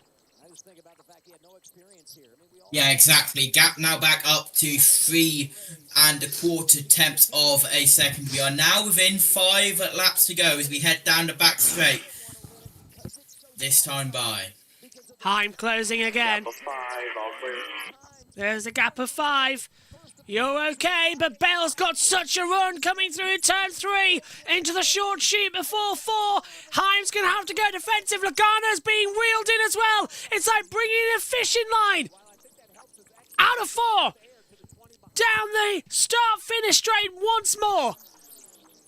It's all eyes up. 2 to go. Sorry, what am I on about? 4 to go. Ending the race early. I'm willing him on.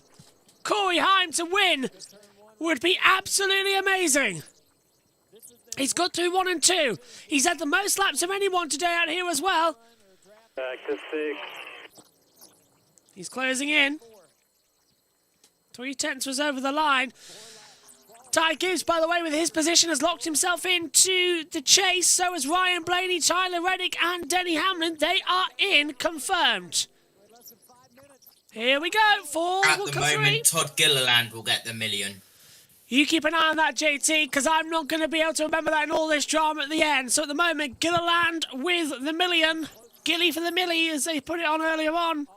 3 to go here at the Brickyard. Leading a little left. Feel good. He feels good. He feels calm. You're hearing the live radio on our YouTube stream. Oh, and he's gone wide on a 1. Maybe that wasn't the right time. Heim was wide. Into 2. Bell's right there. 2 to go. Coming to 2 to go. You got a lapper ahead. Lap traffic ahead. That might help him or hinder him. Bell's now closer than ever. 4. All clear in. All 4 coming in. Bell's now on the attack as they're trying to through. Are they closing? Are they going on the attack? Who is going to win? As we've got 2 to go, we'll turn off the radio so that we can play the live audio when it comes through from the TNT. 2 laps to go now, and Bell is all over the back. Let's cross over to the commentary box camera. And Bell's looking to the outside line through 1. Heim defends low. It's very close now, watching for Logano as well, JT. An insanely close end to this race. Heim wiggling at the exit up the hill, and Logano's catching Bell. Heim's going in the slipstream. I can't see, I think that's Nemechek. He's getting a toe off. It was, and he's passed him, and that's given him an extra 2/10, JT. Down in towards turn 3 we go. White flag being readied above the yard of bricks on the starter stand. Through turn 4 we go.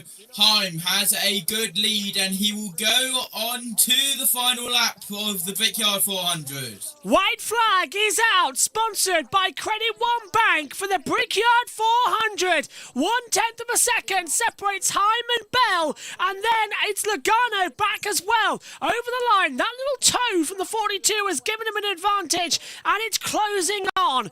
Are we going to see Corey Heim become victor? Down out of 2. On the run. He seems happy on the board. I think Corey Heim might be victorious. Let's open up his radio so that we can hear the celebrations. It's out of 3, the short shoot, and into 4. Bell's closing, but it's too late. Never say never there at the Brickyard. Out of 4, he's okay. Oh, God, 4. Welcome to the immortality. Corey Heim wins the Brickyard 400. It's immortality for Heim. Heim time. You're damn right. He's won. Bell second, Logano third. Right there. Holy shit. Woo! Way to go, pal. Over the line, and Todd Gilliland wins the NASCAR in-season tournament and claims $1 million. Everything went our way this whole thing, but congrats, guys. Really proud of you guys. What a race. So proud of you. There's the radio from Corey Heim. It's Heim time in the Brickyard. He is into immortality.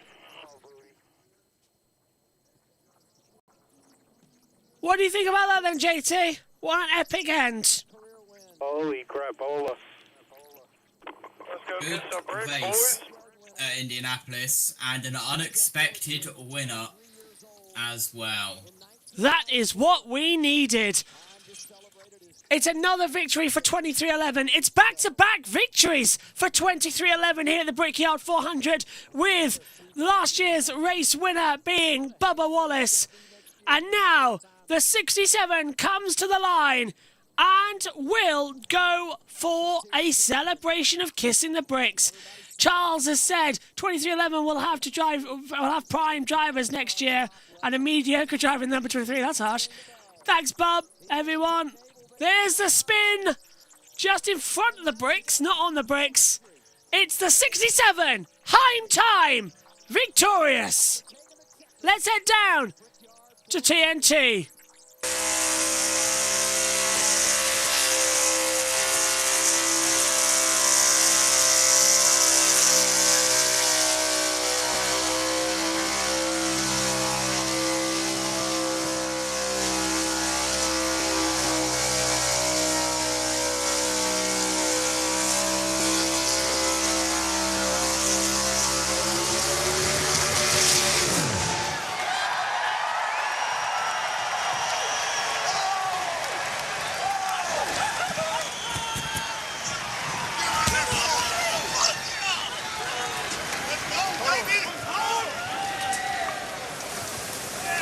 What a year for 2311. 5 wins for Tyler Reddick, and now 2 for Corey Heim.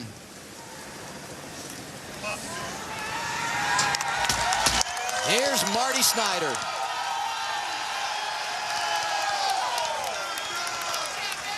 It's Heim time indeed in the NASCAR Cup Series. A star is born. What a 6-week stretch for Corey Heim. The win in San Diego, that was massive. Birthday in the middle there, turns 24. And now the Brickyard 400 here at Indianapolis. What a drive from this young man. And he's not even full-time. 2 of 15 is a pretty good win percentage.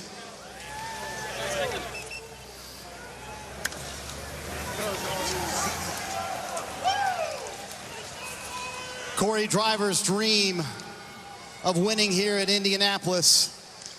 I know you're just 24 years old, but I'm sure this one is top of the list. What was going through your mind in those final few laps? Because I know you had a handful of a race car and a corporate teammate, Christopher Bell, chasing you. Yeah, that was a damn handful. I was hanging on for dear life once the shade went down and the pace picked up. My car got really loose, and I'd never really been in a lot of clean air throughout the day, so that was the hardest I've ever fought in my life, to just make sure I focused on exits and kept them in dirty air. I'm pretty out of breath. That was a workout, but this is a dream come true. I mean, winning at the Brickyard, I mean, that is unbelievable. Thank you so much, fans, for coming out here. That was awesome. Oh, my gosh. caught a break early with the pit cycle and just executed all day. Made no mistakes. My pit crew, my team, 2311 did a fantastic job with my Field and Stream Camry. So first race with Field and Stream too. That's awesome. First race, first win. So hope we can keep it going.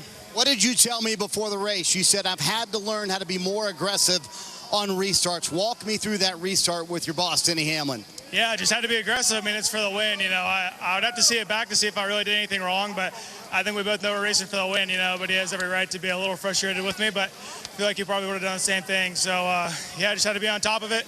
Got a good push from the 22 to be in position, so thanks to him. And, man, it's crazy, too, for, I don't know, what, I've run 7 races 15. Here. Yeah, there we go. There we go. I think you've dispelled the rumor that you need a lot of experience here. I mean, people in the stands may not know you had never seen this place before Friday. Yeah, I mean, it's unbelievable. You know, I just studied my butt off and try to make sure I'm prepared going into races, and these guys give me unbelievably fast Camrys. So just huge thanks to 2311 Toyota. I mean, they are on fire this year, so I'm just glad to be a part of it. Corey Heim, an unbelievable run for him and everyone at 2311. That is 2 wins in 2026 already, Shannon. Yeah, Marty, Christopher Bell brings it home second today, lap after lap. We saw you just trying to hunt down that 67, and he was making some mistakes. How many times did you think that you were going to be able to get to him and pass him? Well, I mean, honestly, I didn't think I was going to be able to get there at all.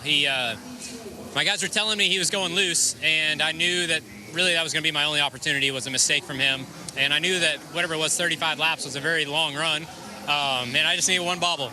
If he would have had one bobble, I was going to be able to get there, but yeah, he did a great job. He showed excellent mental toughness and put together 35 really good laps, and I didn't have an opportunity. I know these crown jewels, you kind of throw the points and all that stuff. You're not thinking about it when you're in the race. But when you look at big picture, Christopher, everything that you guys have been through the last couple weeks with your rest, like how does this second place finish kind of sit with you? This is a good second place. We've had a lot of bad second place finishes, but this one's a good one. You know, we were buried after qualifying, and Adam did a great job with strategy to get us up there. And whenever we had you know, the restart on the second row, I was really happy with our position, and yeah, just proud of Adam, proud of this team. We pulled together a really good day, and we've run second a lot. There's been bad seconds, but this one's a pretty good second. 6 of them, but who's counting? Thank you very much, Christopher. Adam? Well, that is how we like it. JT, we're going to stay on USM in a second. We're going to end it on JBM, though. JT, your final thoughts, please, from today? JT? Yeah. Hello. Hello. Sorry, I just had to unmute my mic on the member stream so they could actually hear what I said because the scanners have disappeared now. I will give you a quick run through of the points. Denny Hamlin is clinched already, 886. Tyler Reddick and Ryan Blaney clinched as well. Ty Gibbs, minus 135. Carson Osvar up to minus 248 points. Chase Elliott down 1, minus 251 points. Up 1 place, Chase Briscoe, minus 263. Kyle Larson down 2, minus 269. Then it's Chris Buescher 9th, Christopher Bell 10th, Daniel Suarez 11th, William Byron 12th, Joey Logano 13th, Bubba Wallace 14th, SVG still 15th. Joe Logano up 2, Bubble and SVG down 1. Austin Cindric is on the cut line, minus 368 behind the leader. And then minus 38 behind Austin Cindric at the cut line. It's Ryan Preece who gained a place over Eric Jones, who is 6 points behind Preece, 44 behind the cut line. Good race at the Brickyard. And we'll see what happens next year. And, yeah. Yeah, not bad. Good race. And to Corey Heim, who received the finger from Hostfar, it's a Spire thing, you wouldn't understand it. But it is Heim time here at IndyCar. Just quickly, I saw something. Yeah. Aidan Moffat has had an incredible weekend this weekend. He broke down FP1, he broke down race 2, broke down race 3, and now the plane is broken down on his way home. He's having an absolute nightmare run, isn't he? That also, just quickly, Corey Heim, that was an incredible flick towards the wall to avoid the bricks. Very nicely done as well. On JB Motorsports, though, we will see you on August the 9th in 2 weeks. Have a very, very happy off week, and we'll be back with all the action. We're going to continue on Ultimate Sports Media after this. You'll be redirected. But from us all here at JBM, thank you very much. We'll see you soon. Take care. Bye-bye.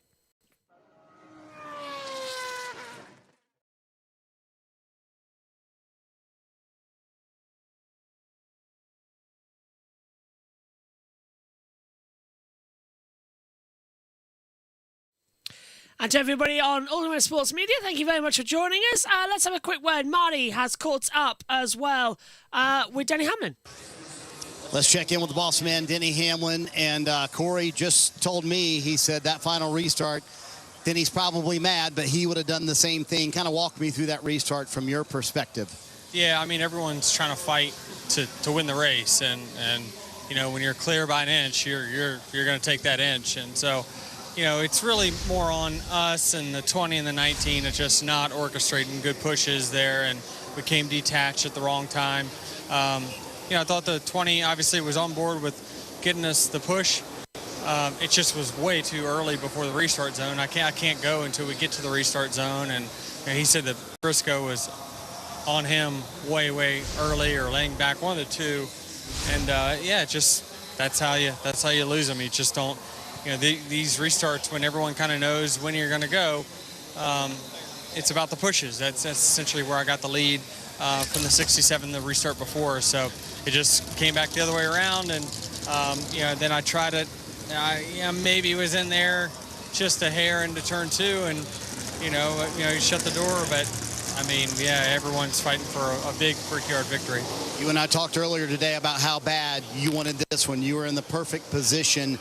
And Corey Heim's on the other side of the coin going to win a lot of races for you, Denny. So how do you balance those sort of two conflicting thoughts?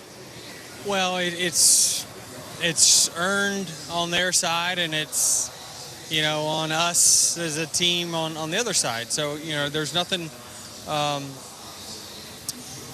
you know, I don't know. I'm sure maybe I could have done something different on the restart with the timing of it, but man, just getting a shove so early just didn't allow me to get my car straight before taking off, and the Logano really timed the bump to the 67. So I don't know what we do different. We're just, you know, part of circumstances of where, you know, the inside line didn't get organized, but, you know, really proud of 2311 overall. And, you know, that part-time effort that Booty and Corey's putting together is, you know, most times they're on the racetrack, they're our fastest car. So they're just doing a heck of a job, and definitely a well-deserved victory. Happy as an owner, but as a driver, this one got away, Adam. They had control of the race, but it winds up being a 5th place for Denny Hamlin.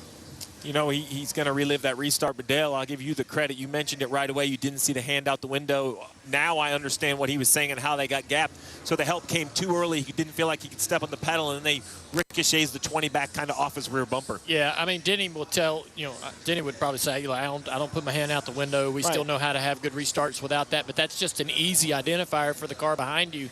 If you put that hand out super early, the guy behind you can see it and then go, okay, I know what to wait for. He's gonna let me know when he's gonna launch. So, and what I would say, though, it also really highlights how hard this is, because you're talking Denny Hamlin, Christopher Bell, Chase Briscoe. I mean, 3 superstars that didn't get it timed right. I guess that really puts into perspective how good Joey Logano did it behind the 67. Time to give away $1 million. Danielle Trotta. Yes, I'm here with John Probst, president of NASCAR Event Management, to hand Todd Gilliland the trophy for the in-season challenge. John?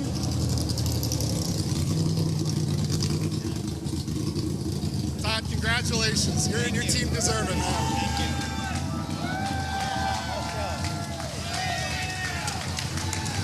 For $1 million, held off Ryan Blaney by 2 positions. After that wreck, Todd, what was it like to hold off Ryan down the stretch? Yeah, it was nerve-wracking.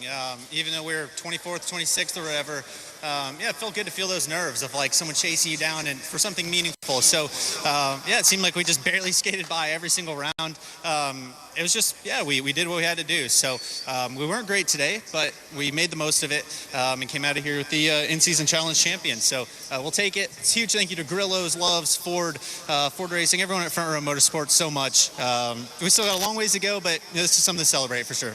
You told me this morning there's something sweet about an underdog story in sports, and fans were pulling for you on social media the last 5 weeks to pull it off. Todd, what does it mean to a team like yours at Front Row Motorsports? I think for me, the coolest thing has been seeing all my guys, the intensity ramping up over, the first week. It's tough. You look up at the top of this mountain, right, of beating 5 rounds of these great drivers, and it seems almost impossible. Then you start clicking off 1, 2, and then, they start just really digging in, and, they push themselves to a new level. So I think that's really cool for all of them. To see that, it was cool for me to see.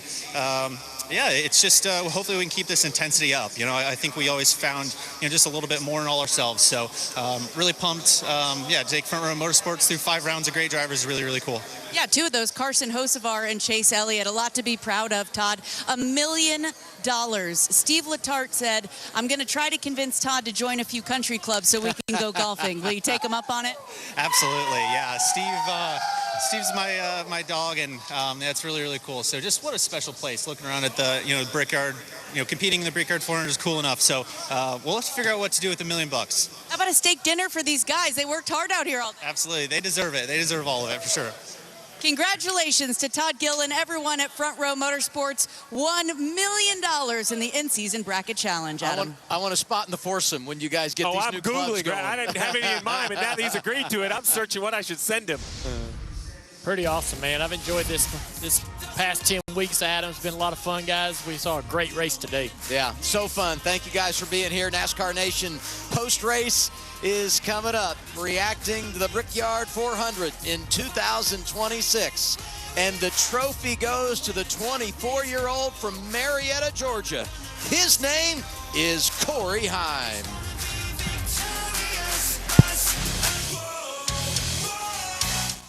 Absolutely brilliant, JT. I don't know if Premier Sports are showing the post-show, but we managed to see the end of it. What did you make then as we say hello to the Ultimate Sports media team, as Matthew had to step away, so we're just calling the end of their pre-show as JBM has signed off. So actually, we're still on Twitch actually looking at it. So then, JT, what are you thinking? What are we witnessing?